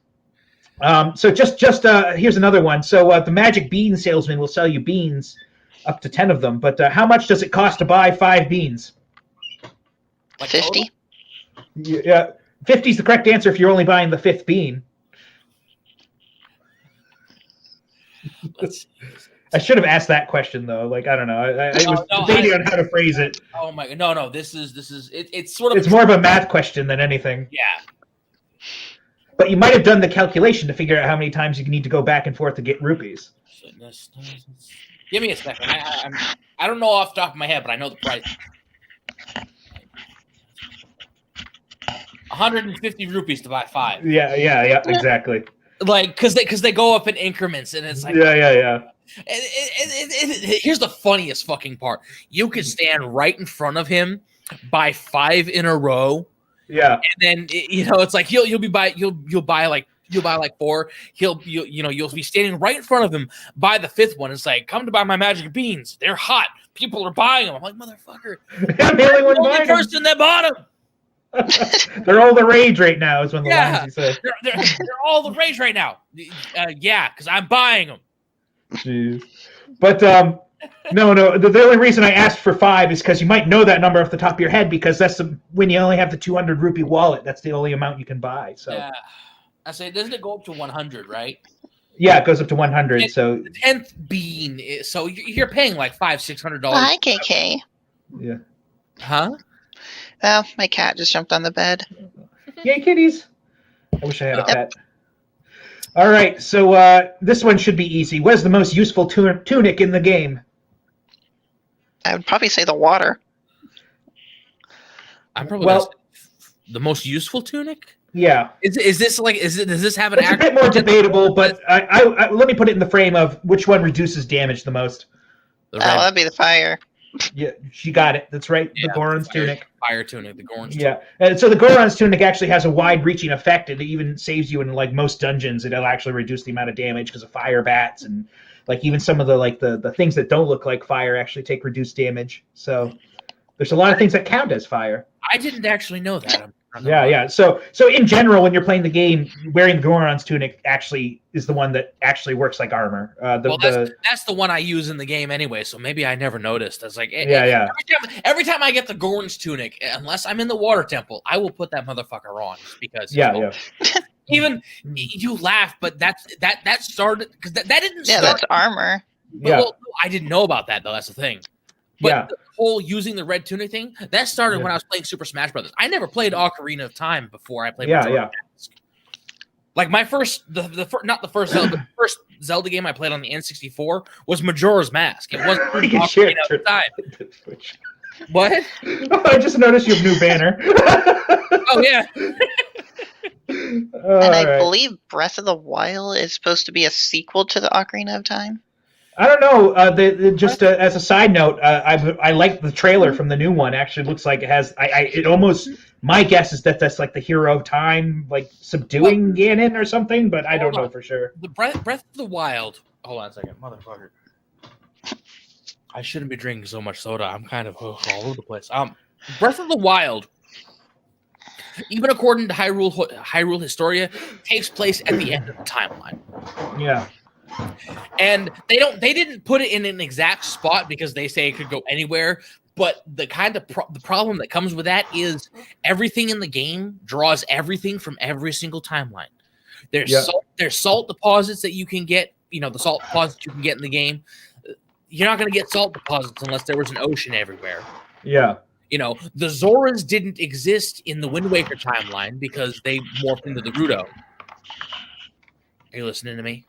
Yep. So it couldn't be at the end of Wind Waker because the Zoras exist. The Zoras didn't exist in Wind Waker, even though Wind Waker takes place in the child timeline. Yeah. And then there's the Lionels. The Lionels didn't exist in the child timeline or the adult timeline. They took place in the Downfall timeline because they were in the first Legend of Zelda game. Yep. So it can't take place in just the Downfall timeline, in those three. Yeah. And the child, there's bits from. Oh God, I don't know which bits it took from the adult timeline. I don't know for sure. Honestly, the Wind Waker was the adult timeline because Wind Waker. That's right. But there's also the Twilight, the Mirror of Twilight makes an appearance as well in Breath of the Wild. The Mirror of Twilight Princess took place in the child timeline because you meet the ghost of what was the hero of time in Twilight Princess. Spoiler alert for the three of you that haven't ever played that game. I've played Twilight Princess, on GameCube, including me. I haven't played through all of it, but I knew that. But so it's like this game borrows everything from every timeline, yet it's supposed to take place at the end. It's like, how do you? And of course, there is a way to make it work because it does make sense that all of them, share all of these elements.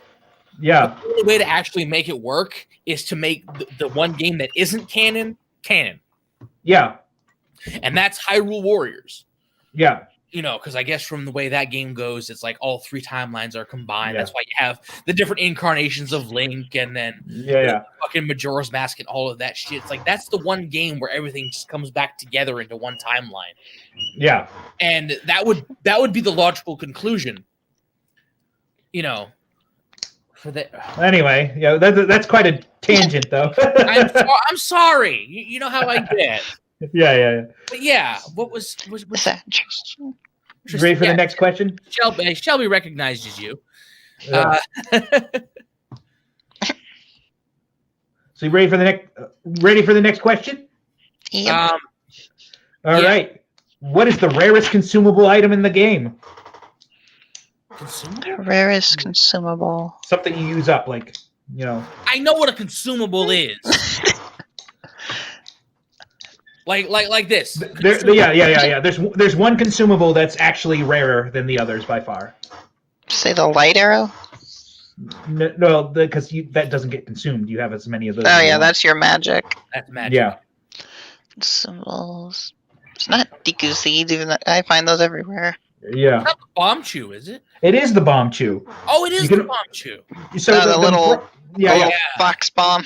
So the primary place you buy the bomb chew is in Hyrule Castletown, but there's only 8 of them, and once they're sold, they're gone. So 8? There's only 8 packages to buy. I can't remember how many there is. Yeah. So either way. Bomb chews are the rarest consumable. There are other ways to get them, like playing the bomb chew bowling game. So can't you? I fucking hate that game. Yeah, I hate that game because you have to play it to get a heart piece. Yeah, and one of the random prizes is bomb chews, but it's a random prize. So anyway, so that's something that's a factoid. Anyway. So here's one, the last of the easy ones. I say, what happens when you hit a gossip stone with a bomb? I don't think I've ever done that. I've done it before, and I can't think of. I know what happens when you hit them. They kind of go ape shit. They do a lot of different things. I think the bomb's the most amusing. Oh God! What do they dance? No. Do you give up, Lane? I should know. I know it doesn't react normal. So it goes. First of all, it starts blinking. It goes dun. Dun, dun, and then goes, dun, and it launches into space. What? Yeah. Are you fucking? Hold on a second. No, I'm not. It launches into space. Oh my god. I'm gonna fucking try this right now. Okay. Yeah, it launches into space. Like, are you? It's actually funny if you do it inside of a tunnel. It'll like hit the wall and explode instead. Like I don't. Oh my god. Does it really fucking? I think the closest gossip stone is when you're a kid in Hyrule Castle. Why am I using this remote to turn? I'm using this remote for my flat screen TV. I'm trying to turn down the volume of my analog TV with the digital TV remote. Woo! I am all over the place, by the way. Okay. I don't know why I'm trying this in the middle of a stream because like share your screen so everyone can just see. Run to Hyrule Castle. The nearest truth stone is like right there on the side when you go up, or the gossip stone. All right. I'll have to share my. Now that she said it, I'm gonna fucking do this. Or you might be able to drop a bomb on the Temple of Time ones. No, motherfucker. I don't know where the gossip stones are near. Actually, there's a couple in the Lost Woods, but I don't remember the direction to them. They're in the same grotto that the bridge out of the Kokiri Forest is. Oh, and there's Navi yelling at you. Yeah, hey! Don't go bombing shit!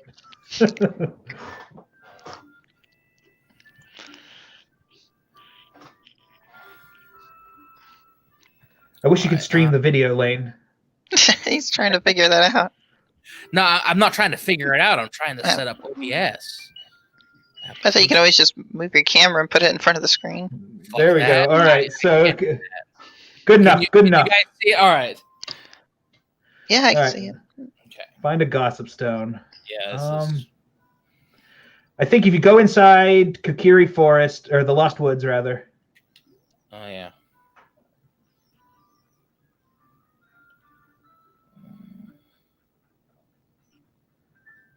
Oh fucking Christ! Yeah. Where is the Lost Woods? Is over here. Right over there. Top. I promise I'm good at this game. I promise I am. Okay. So you know that area where you can. I think you just have to hoof go in the Lost Woods and hoof a left, but. Oh wait. Do I have? Oh fuck yes! Oh no, I'm not gonna. I can't do this. I can't do that. I have to save this for the stream. I can't do this right now. Yeah, just. There's gossip stuff. It tells you the time if you hit it, but if you plant a bomb on it. Oh good God! Oh fuck you! Freaking Navi trying to end it. What the fuck? What the fuck? It's working. Up. You hit it with another bomb, so it's going to do it again. What the fuck? It reset its timer. What the fuck? If you watch it long enough, it explodes and it hits the ceiling. No, the ceiling was too far off. Anyway. What the fuck? Are you?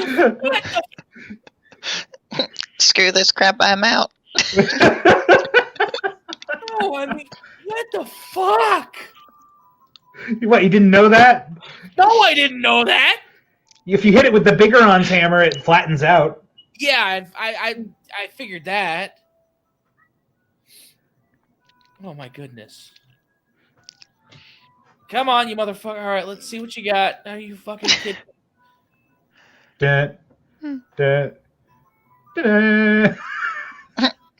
Blast off. What the fuck?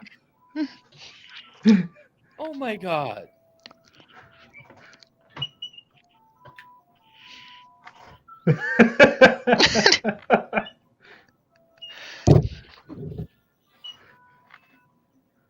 Well, I'm glad the trivia is working out for you. What the fuck? I didn't know that. Of course, I'm not fucking crazy enough to bomb a gossip stone anyway. But Jesus. All right, you ready for the next question? These are the master level questions, or at least what I think they're harder anyway. I'm still trying to process the fucking Doctor Stone becoming Rocket Man. You know what? We need to do? We need to make a recording of that, and we need to just set, a fucking Rocket Man. Yeah, exactly. He knew where I was going with this. That's why him and I get along so well. It's like I could think of something and he could finish it. Jeez. That's what we need to do. Just have a rock. Fucking the moment Elton John starts singing that, just have it fucking take it off. Jeez. So, ready God. for the master level questions? These are the ones where you probably don't know them unless you've specifically tried things, but we'll see. See. All right. Okay. So, which of the following masks can you talk to Princess Zelda while wearing? So the bunny hood. So the Princess Zelda. You can sneak in and talk to her wearing a mask, right, and get unique, lines from her. How are you going to do that if Princess Zelda's not in the castle? Well, you can, but there's a limit. Which you gotta sneak past Oompa or whatever her name was. Yeah, you gotta sneak past all the guards and you can talk to her. No, I know. Oh wait. But she doesn't get. This is the point of the question. She doesn't get captured till later, or get taken away. So, which of the following masks can you actually talk to Princess Zelda while wearing? The bunny hood, the mask of truth, Zora's mask, or the Bremen mask? The Bremen mask's not even in the game. Yeah, I thought I'd give you that one. That little fox mask, I think you can wear and talk to her. Yep. The Keaton mask. Yeah, but I got the bunny hood, mask of truth, and the Zora's mask are the other options I gave you. The Bremen mask was supposed to be an obvious no, it's not there. The moment he said that, I'm like, yeah, sly motherfucker. I think the bunny mask. Yeah, it's the bunny hood because there's actually no way to sell the bunny hood. So there's no way to sell the bunny hood before Princess Zelda gets captured. That's right. Wait, why? So any mask after, because the event. That guy doesn't actually show up until after. Yeah, until you've beaten the third dungeon, he does not start running around. I was always wondering about that because, like, I would sell the masks and everything, get the bunny hood before finishing everything. I'm like, why the fuck this motherfucker doesn't show up? I'm like, does he show up? Well, this is the point. Like you would only know this if you've done what I did and like had to run around and figure that out, right? Like, oh shit, he doesn't appear until Anyway, so that's something I wouldn't. Yeah. Anyway, how many different Zoras can Link talk to as an adult? I think like 5. Are we counting Princess Ruto? Yes. What, 3? 3 is correct. Can you name them? Well, you speak to King Zora. You speak to Ruto. Yep. Don't you speak to? Oh God. Rita? No. Isn't there one in Zora's domain that you can talk to? Yes. I don't know his name, but it's the shopkeeper. Oh yeah. What? He even when you talk to him, he's like, I don't know why I'm alive, but anyway, buy my shit. Yeah. It's because you had to free him with the blue flame. Yeah, exactly. That's like going in, because you had to open the door. Yeah. That's like going into fucking the Goron City and talking to the shop owner. Like, oh yeah, this guy's a Goron. I can talk to him. Jeez. All right, you ready? Ready, Lane? What enemy drops the most rupees? Isn't it the Skull Kid? It is the Skull Kid. What kind of rupee does he drop? He drops a huge rupee, the $200 one. The silver? Correct. Yeah, No. It's the giant orange rupee. It's the actually giant bigger than the orange. Skull Kid. The silver rupees don't actually show up to be collectible. They show up as puzzle items. Interestingly enough. Yeah. Even though they show up in Majora's Mask as I think they can drop in Majora's Mask. Yeah. I don't know. All right. So I don't know how I figured that out a long time ago, but one time I figured that out. It's like when he's an adult. Yeah, the Skull Kids attack you, and if you actually kill the Skull Kids, they drop a giant orange rupee. It's like if you attack the Skull Kid. Like I said, I don't know what would cause the Skull Kid to attack you as an adult. Because they only protect kids. Well, they don't trust adults. They don't trust adults. They only protect the Kurokris. Yeah. Right. No, I was just saying. Like I remember in the game that there was there was a moment where he said he doesn't remember you, but it's like I don't know if they lose their memories. Yeah. Well, no, it's like the Skull Kid recognizes Link as a kid, but when in the 15 years or 10 years, everyone loses their memories of Link. Yeah. It's like I don't think they lose their memories. It's just they don't recognize. Well, the Kokeries lose their memories of anyone who leaves the forest. They lose the memories of that person.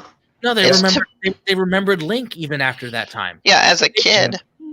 Only Saria really remembered Link, if you think about it, because the other one that had a crush on Saria kind of remembers him, but he doesn't remember the name.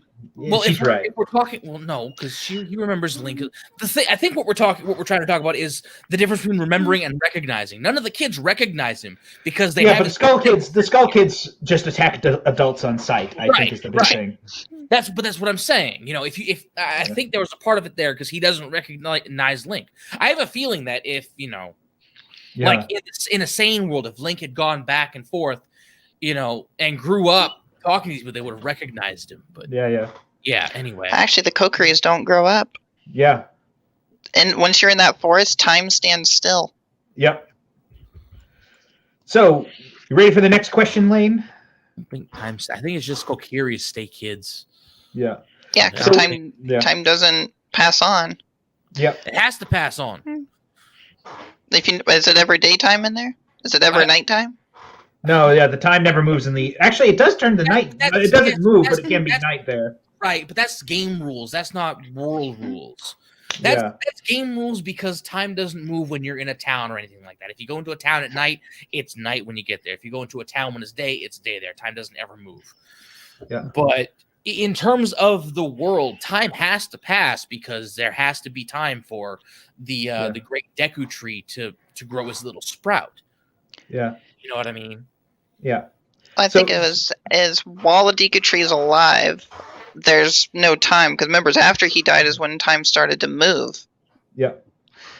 It's because of the crystal or the. And in a slightly related question, which wasn't the next question I planned, but this one works out. So during your Bigoron sword quest, there's the Kokiri girl you meet during the quest says that everybody turns into what? Everybody who gets lost in the forest turns into what? A lost child, basically one of the lost kids. Stalfos. No, it's Stalfos. Her specific those spiders. I don't know. I always like the specific line. She says, "This guy isn't here anymore. Anybody who comes in the forest will be lost. Everybody will become a Stalfos. Everybody, Stalfos. So he's not here anymore." Yeah. The Stalfos are the big sword motherfuckers. Yeah. They automatically grow the sword and the shield. And Oh, the little lizard things? No, they're the giant skeletons. The skeleton ones. Yeah, the giant skeletons that you fight at night. No, those are stall children. Oh. So the ones in like the dark temple? Yes. Stalfos. Yeah. You fight them the ones that can walk on air. Yeah, exactly. Those ones. You're fighting them and you think, haha, you're going to fall. Or not. Yeah, it runs on air. So, next question. Right here. Those are Stalfos. Okay, yeah. Yep. And then there's Stall Children. That's these guys right here. There are giant versions of those. They actually found recently that if somebody glitched it so that the day couldn't pass, and they just kept fighting Stalfos, there's no upper limit on the size of the Stalfos. Oh my god! And then fucking Stall Children, rather. Captain Kita. Jeez. Ready for the next question? Oh, yeah. I fucking think Captain Kita. Look, I think Captain Kita's fucking funny as hell. Yeah. Okay, yeah, he's one of the. I need to replay through the villains and he doesn't do anything. You just kind of chase him down, but he's just so melancholic about what he's done. It's like you wake him up, and then he runs away, and then you go fight him, and then once you beat him, he's like, it's like okay, you win. Sorry. No worries. So. This one might be a little more challenging. Who knows? What color is the clothing and lipstick worn by the Gerudo chief who greets Link after he frees all the carpenters? The lipstick, isn't it like a yellowish, almost like a skin color of them? Unfortunately, that one's wrong. Isn't it like bright green? That's kind of correct, but it's not the right answer. The correct answer is she wears whatever the tunic you're wearing is. So it can be green, blue, or red. Are you serious? Yes. If you go to that scene and you change your tunic, she will change the color she's wearing. It just matches Link.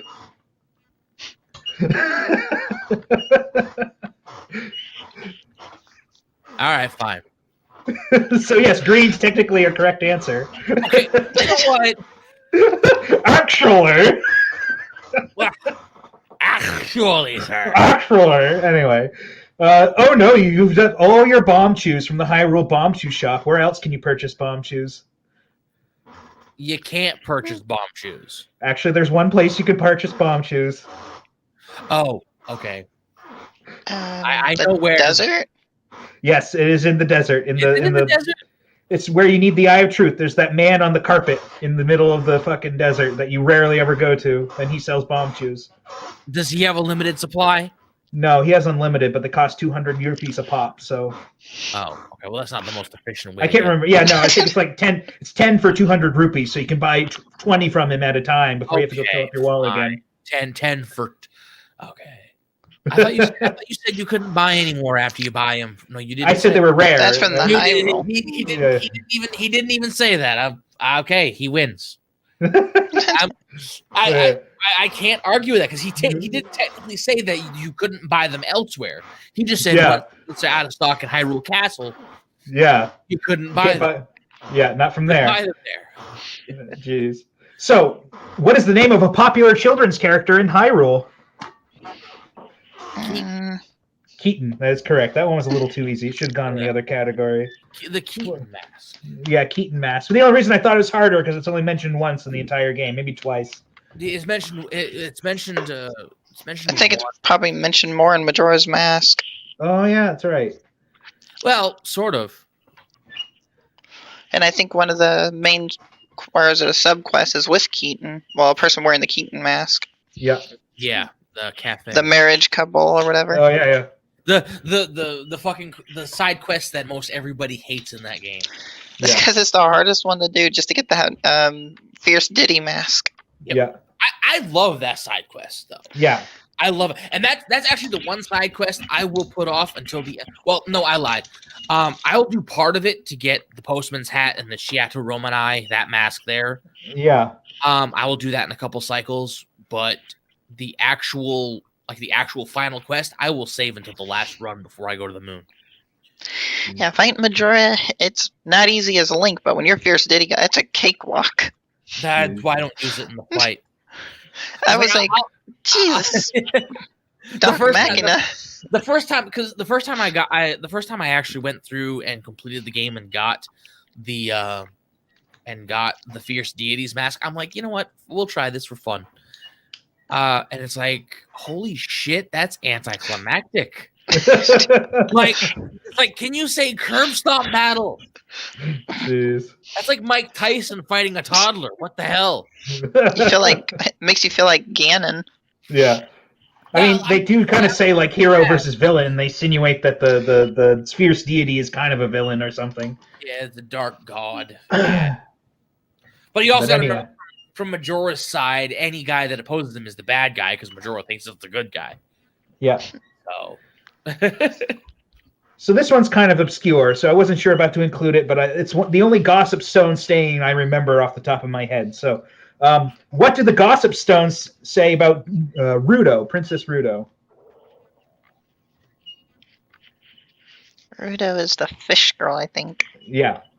So the Gossip Stones have a lot that they shit talk everybody in the game, and in one in particular, they mention something. Probably call her spoiled. No.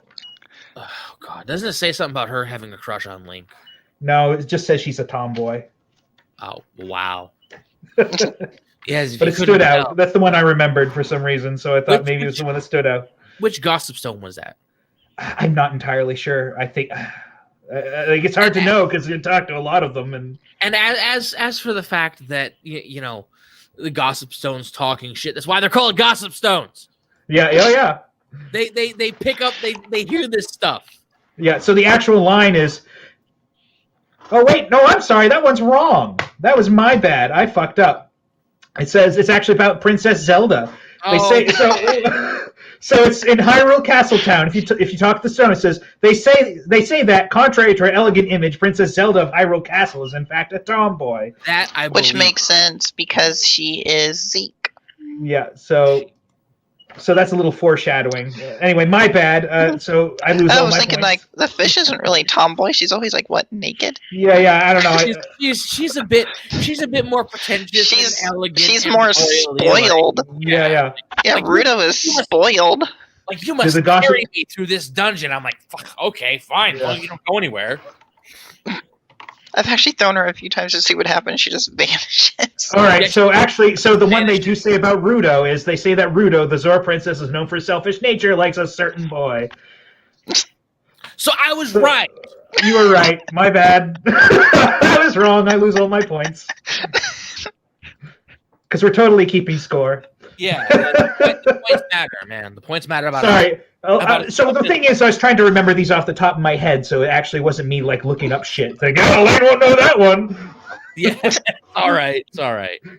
So anyway, we're almost to the end. Anyway, due to a glitch in the original version of the game, this is the only missable upgrade. It was later patched in version 1.1.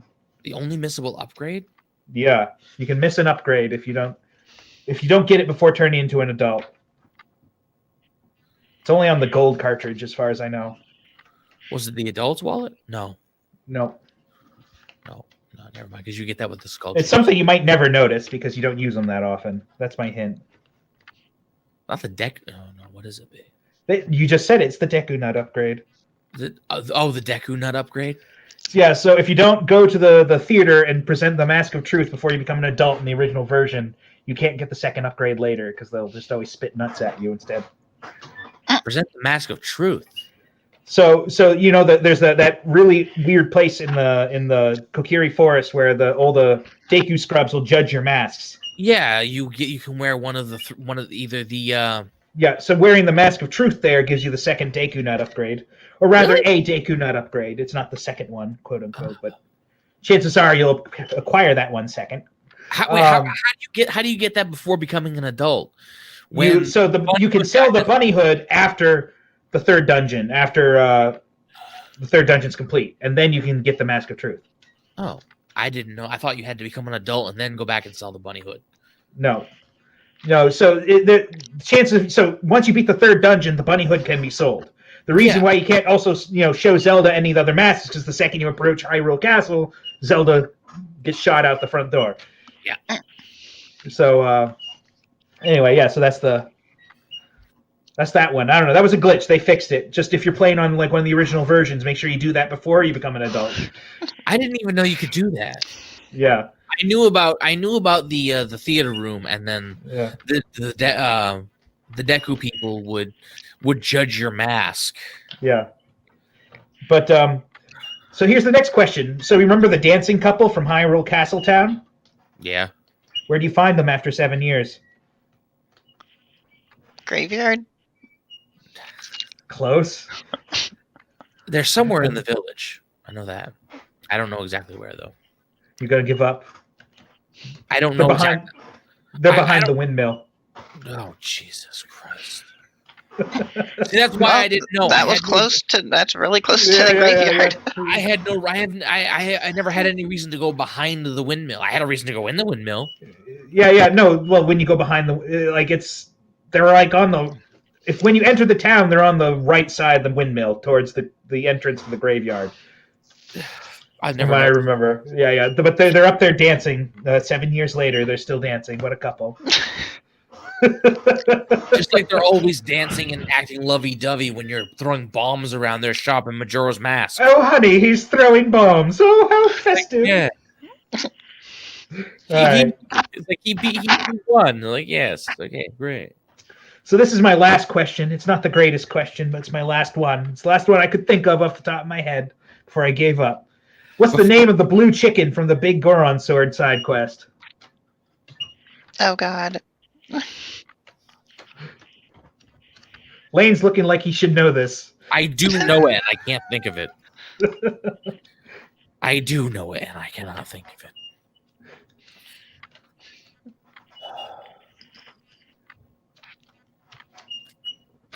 fuck, I don't.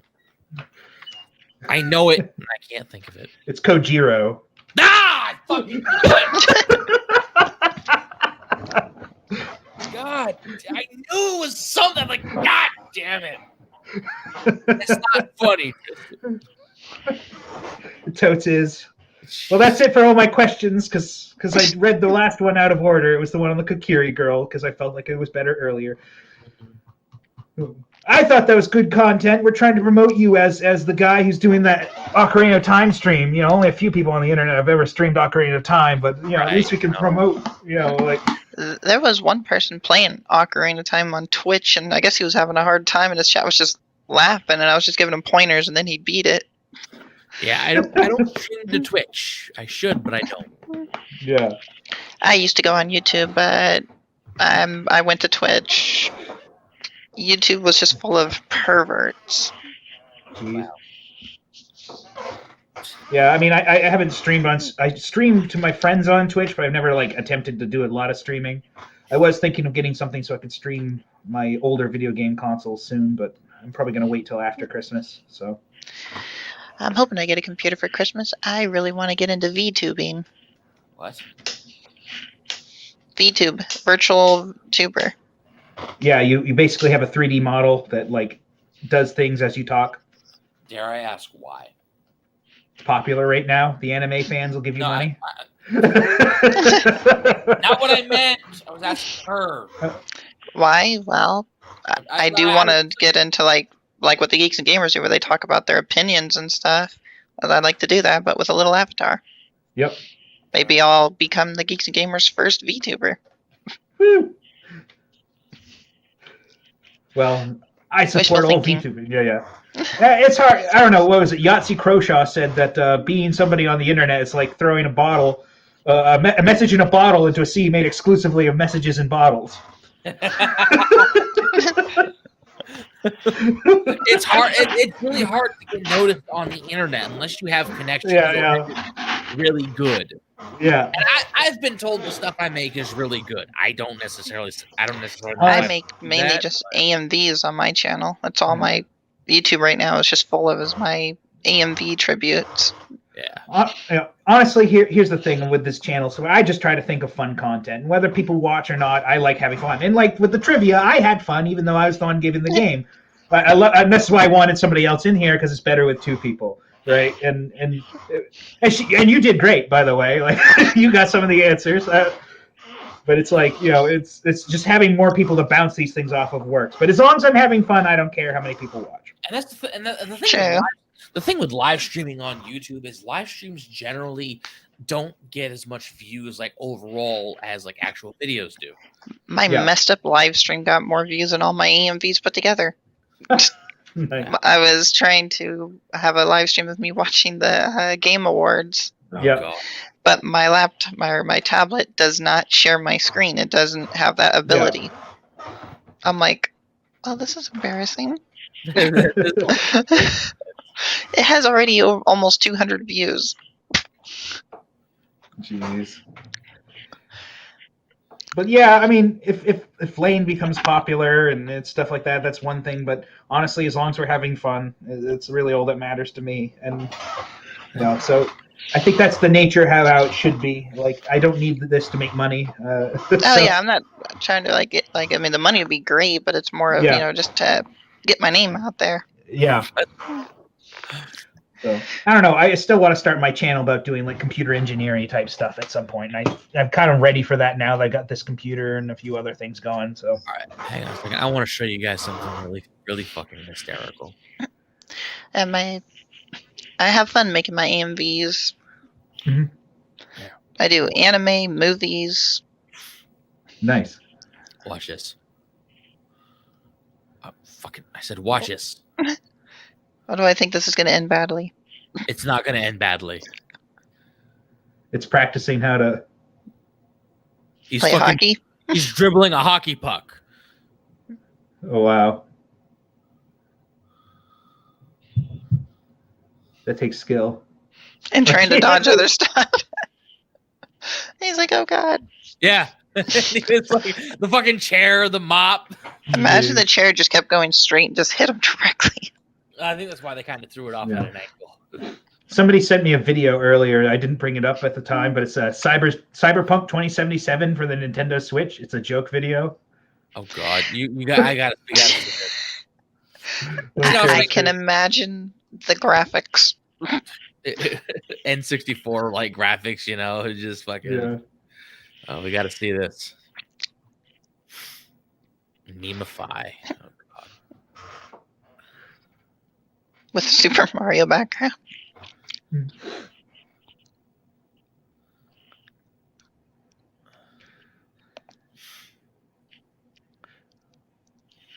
Whoever programmed it actually did a good job. Yeah, but you can see they're like putting low frame rate footage on it. Yeah. Amazing water mechanics. Dance parties. Quick loading times.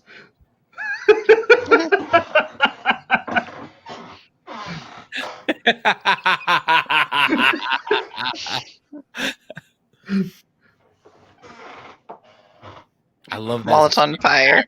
I love that it's a flaming background. I love that. Coming soon. Oh God. That is Oh God, did it just get... Did it just get blocked? No, it's a joke. Oh, I thought it just got taken down. That is awesome. Oh God, that's amazing. Please, Nintendo, it's a joke. Don't DMC me, please, Nintendo. Oh God, please. That is amazing. Oh. I don't know. Well, I started this. I don't want to say this channel has actually technically existed since 2011. Yeah. But it wasn't called the Atlantean. It wasn't. It was used for my old email account back when Yahoo was still a fucking thing. Jeez. But it's like I actually didn't start using it recently. I used it. I think I started using it in 2018 to upload game clips like Friday the 13th and things like that. Yeah. I didn't actually start using it for things like this until 2019, November, December, something like that. Yep. So I don't know. It'd be nice to get somewhere with it, but it's going to take some time. I'm not interested in. Like there are people that I know, Culture Casino and everything. They're telling me it's like, you know, I make good content. I'm criminally undersubbed. That's what they say to the people that watch and stuff whenever I do, whenever they talk about me. I don't necessarily want to be, you know, up there, you know, just I don't want to be fast forwarded into the spotlight because I don't know what the fuck I'd do with myself. Yeah, you know. It's like I'm fucking freaking out when I'll be freaking out when I hit 140 subscribers. I'll be ecstatic. I was ecstatic when I hit 100, but that's mostly because I could set up the custom URL. You do have 140 subscribers though. I have 140, really? Yeah. Do I really have 140? Last time I checked, you have 140. Hold on a second. Don't fucking spoil me because I'm gonna look at this. This is gonna fucking drop down too because YouTube's a dickhead. What the fuck?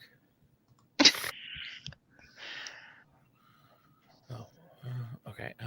6 likes. I am happy about that. YouTube Studio. I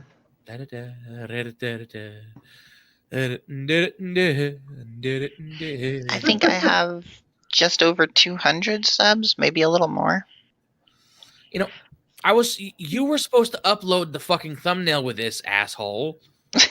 I didn't upload a thumbnail because I was starting with you know, on StreamYard. Says, you want to upload a thumbnail? I'm like, yeah, sure. I want to upload a thumbnail. And it's like, oh God. I need to go to my created images. That was not the right folder I needed to be in. This one. There we go. And we'll save it. Oh, shit. You know, it's like, yeah, okay, awesome. There you go. It's like, yeah, okay. Don't mind me. I hummed myself a lot. I'm sorry. I don't know if I've ever streamed with her before. I don't know. I happen across people that I think I know, or that I've like known or followed for a long time, and I can't remember how I found them. like with Culture Casino and I are friends now. I don't know how the fuck we became friends. I have no idea how that happened. I don't like. Jeez. Magic. You've met Kai, right, Tristan? Kai was on one of our streams before. Yeah. That guy. It's like I met him in one of the group chats we were in, and then he and I sort of hit it off. It's like, okay, we're gonna do that. I don't know how I met Culture. I think it was just one time in a group, or I sent him an invite or something, and he just popped in. I'm like, okay, great. I don't know how that happened. Yeah. But all of a sudden, we're doing streams together with Kai, with Angelus, with Runner, and all of them. It's like, how the fuck did that? Jeez. I don't know how it happened, but it's like, okay. Yeah, I got found by RK Outpost. You got what? I got discovered by RK Outpost. Ryan Kennel. I know who RK Outpost is. What do you mean discovered? That's the one that got me introduced to the Geeks and Gamers. That's from Ryan. Oh, are you? I'm not part of the team. I'm a part of their supporters. Oh, you know them pretty well then. I played a few times with them on Call of Duty and stuff. Yeah. Oh well, lucky you. I don't mean that snarkily either. I mean that sincerely. Look, honestly, I'm not gonna lie. One of the reasons I started doing this is because Jeremy was one of the people. Was seeing Jeremy do what he did. And he dropped out of high school and he started his own business, and look at it, it's thriving. Well, that's not. Well, yeah, that's different. But I'm just talking about. Well, he started. Jeremy's history with Geeks and Gamers, he's been doing it for years. He's been investing his time and energy into that. It's like that is fucking amazing that he did that. I'm talking about the YouTube front.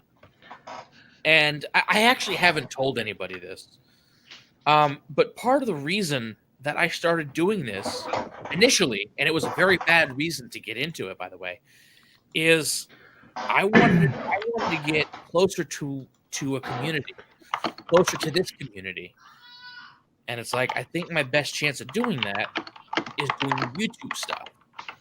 Yeah. But Jeremy but that was my initial thought. And Jeremy wasn't my only inspiration. He was a big factor. But the main what is that noise? That is my roommate's kids. Oh, I'm sorry. No, I'm That's saying, fine. We're not exclusive here. We don't care. I'm apologizing for the way I asked. It's just like, what the hell is that? I'm like, oh my god, I sound like an asshole. But Nope. my other source of inspiration is a very good friend of mine, Steve of War, on the YouTube channel. And it's like, I don't know. It's like part of my motivation for starting this was to. Because I didn't know any better. I didn't have any plans for this. I just wanted to be a part of that community and prove my mettle.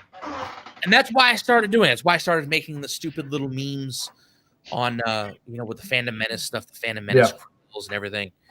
It's like, and then I jumped in randomly one day. No, but it's like, this is before I started making videos and everything. Yeah. It's like I wanted to be a part of that community, that sort of thing that he did, because that was something I felt that I could do. And then it's like, I don't know. And it's just something just kind of hit me earlier. It's like, you know what? Maybe I should. It's like I'm thinking. It's like I got to do this for myself. I can't do this to try and prove myself to somebody that, I'm not gonna say doesn't know I exist, but it's like I'm not on the same level as them. Yeah. Well, you're not going to get as popular as they are by doing the same exact thing they do. Well, no, but I know that's why I don't do the same exact thing. That's why I couldn't do the reaction videos or the pop culture shit. I can talk about, like, I can make a video about CyberPunk.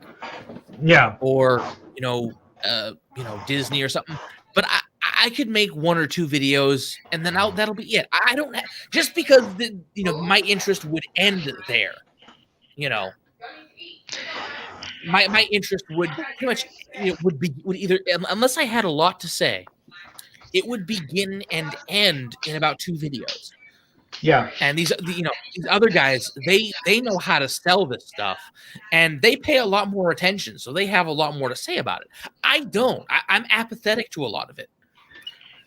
So it's like if I make more than one video about a given topic, I have a fucking interest in it, like they do.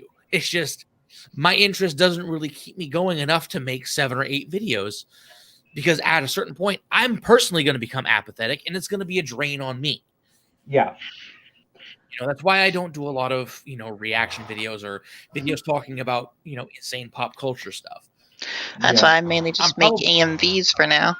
Yeah. But I still make videos now and then, but it's like I don't have the motivation that these guys do to tackle the same topics over and over. Yeah. But, that's sort of partially. It's like I said, it's sort of a bad reason because I wanted to meet these people. I wanted to be a part of be a certain part of that group. But now that I've been doing this a year, I'm thinking, it would be amazing because I still think it would be amazing to fucking, talk to Jeremy, be on a stream with Jeremy, anything. Because he's an inspiration. Okay, one of the people that's an inspiration to me, I'm friends with already. I'm in his Discord. I support him on Patreon. All of that stuff. And and there's other people that I talk to. Drunk 3PO, I'm pretty good friends with. Jay, yeah, he's good. He's amazing. I talked to Ryan a little bit. It's not enough to consider him a friend, but he's an acquaintance. But it's like, I'm happy that I know those people. I still want to get to know Jeremy. Yep. But I don't know. My motivation is sort of changed. Like, I don't want to ride on coattails. Yeah. What I'm doing, I want to know these people, but at the same time, I want to do my own thing. Well, yeah. Well, sorry to interrupt, but I gotta get going here soon, guys. But right. A massive thank you to you, Geeky, for joining us. I appreciate it. Yeah, it was fun. Good. Yeah, glad you had fun. I think we should probably wrap it up anyway because my voice is starting to go. Yeah. Uh-oh. Well, it happens. Yeah. Because I talk so loud and all of that good stuff. But no. But yeah, so thank you for joining us. It was such a pleasure. You're welcome to come on again. Feel free to bring your own topics and nominate things for Sacred Cow Slaughters. I don't know if she's caught our last Sacred Cow Slaughter, but like it's something where we take something that everybody likes and dissect it and see, and criticize it, not for just being shitlords, but to actually criticize something. So I think the last one we did was do you think we should unlist all of the other live videos and make them part of a playlist? Yeah, well, at this point, nobody's going to watch the lives, and you really should just cut the content out and make it smaller, more digestible videos at this point. Probably cut out.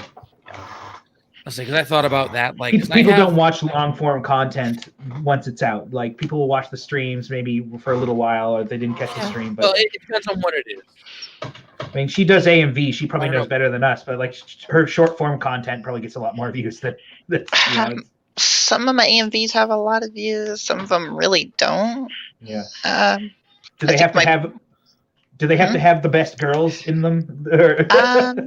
No, I really don't get those kind of comments. A lot of people just say, that's a good job. Yeah. Thumbs up, those kind of things. I mean, I occasionally get the porn bots. Woo! Porn bots. Anyway.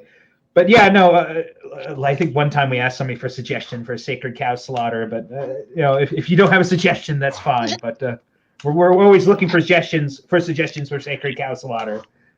No, I was going to ask you, are we doing a stream next week, or are you going to be up here next week? I'm going to be up here to spoon with you and be. I think I get to be Big Spoon this time. So. Fortunately, I am going to my dad's for Christmas. Oh, nice. Yeah, I'm saying, fuck the stay-at-home order. I need to see my dad. Yeah. I was like, it's next week. I was like, because I know next week is fucking Christmas already. What the fuck? Unless Janny Mills has banned New Hampshire from visiting Maine. I don't know. She's went on with her dumbass mandate of making masks wearable, and it's like, oh god. Oh, you guys have comments. Oh, we do. Yeah. Oh, Justin, Lobster Night. Oh yeah, how's it going? Yeah, I'm questioning the legality of how far this is going because they're just mandates. They're not actual laws. Yeah. Well, no, I'm keeping tabs on it because I'm in New Hampshire, and New Hampshire's exempt from their stay quarantine for 2 weeks bull crap. So Yes, as of now, they have not changed it, so New Hampshire cannot visit Maine. So, yeah, until further notice, I will be coming up to visit. So, all right. 140 subscribers. I didn't know that we got 140. I'll bring you a cupcake. Last time I checked, it was 137. Woo! All right. Well, that means at least people like what we were doing. He brings the entertainment to the live streams. Yeah. He brings content that I wouldn't think of. And I bring topics that he wouldn't think of. Usually topics that are worth ranting about. That's what I do. Yeah. All right, dude. Good thing. Yeah, we should probably wrap this up. We should keep talking. So, thank you. Well, the two people that are left, if you're on Facebook watching, thank you. Thank you for everybody that watched. If you come back and watch it again, awesome. Thank you. So no live stream like this next week. There may be one. Actually, I'm not even going to go that far. I don't think there's going to be one next week. What, you don't want to play like random Genesis games for a stream? I don't really want to move this fucking thing out of the bedroom right now. Okay. Because I worked so hard to get it up in here. You know, I think we should just spend next weekend and relax. Okay. So, yeah. So considering next week we're not going to have a stream, and the week after is going to be the new year, this is the last stream of the year. It's really sad to see that. It's almost the end of the year, and hopefully next year is better. No, we don't only talk about video games. It's just that's mostly most of what we talk. Yeah, we talk about Lane other and I, but yeah. I mean, I guess we do end up talking a lot about video games, but that's because what Lane and I are both kind of into. And yeah, it's like we don't really rip into pop culture stuff or politics or anything like that, because what's there to talk about? Occasionally we do, but the new Wonder Woman movie comes out soon. Woo! I can't wait till she smashes Donald Trump's face. You mean Pedro Pascal? It's literally Pedro Pascal playing the character supposed to be Donald Trump. Oh, jeez. At least he's going to be orange without the makeup. Yeah, his hair is, I think, the only thing that's orange. Wow. Yeah, I don't know. I don't need that in my life, so I probably won't spend the money to watch it on HBO Max. And speaking of which, I'm not subscribing to HBO Max ever, so... I'm just waiting for the Snyder. Yeah. I'm not saying anything about the Snyder Cut. I'm not going to touch that. I touched it once, and I'm leaving it at that. Because I'm not going to piss off a bunch of people by talking shit about it. Yes. Oh, sorry, what? I'm going to crack open a nice can of Red Bull and have a drink. I thought Pixie was going to say something. Nope. Oh, you don't want to comment on how I popped open a can of Red Bull? All right. One of those little joke cans. No, I have a can opener that can open them from the side. He made it into a joke can. He made it into a joke can. And one of these days, he's probably going to put a little fucking squishy snake in there. And I think I'm going to put a little mini computer in here is actually what I'm going to do. What? Yeah, I'm going to put a little Raspberry Pi Zero in there and the camera. And it's going to be like a spy can. It's not going to be creepy at all. Want one at your house? I'm destroying any Red Bull can that comes into this room. Who says it's going to be a Red Bull can? Ooh. Actually, unfortunately, the only cans I've been able to open with that can opener are the small Red Bull cans. Anything larger, it doesn't work. I'm very disappointed. All right. Thank you guys for showing up. All right, later. And that's going to be it. So we'll catch y'all later. Bye-bye.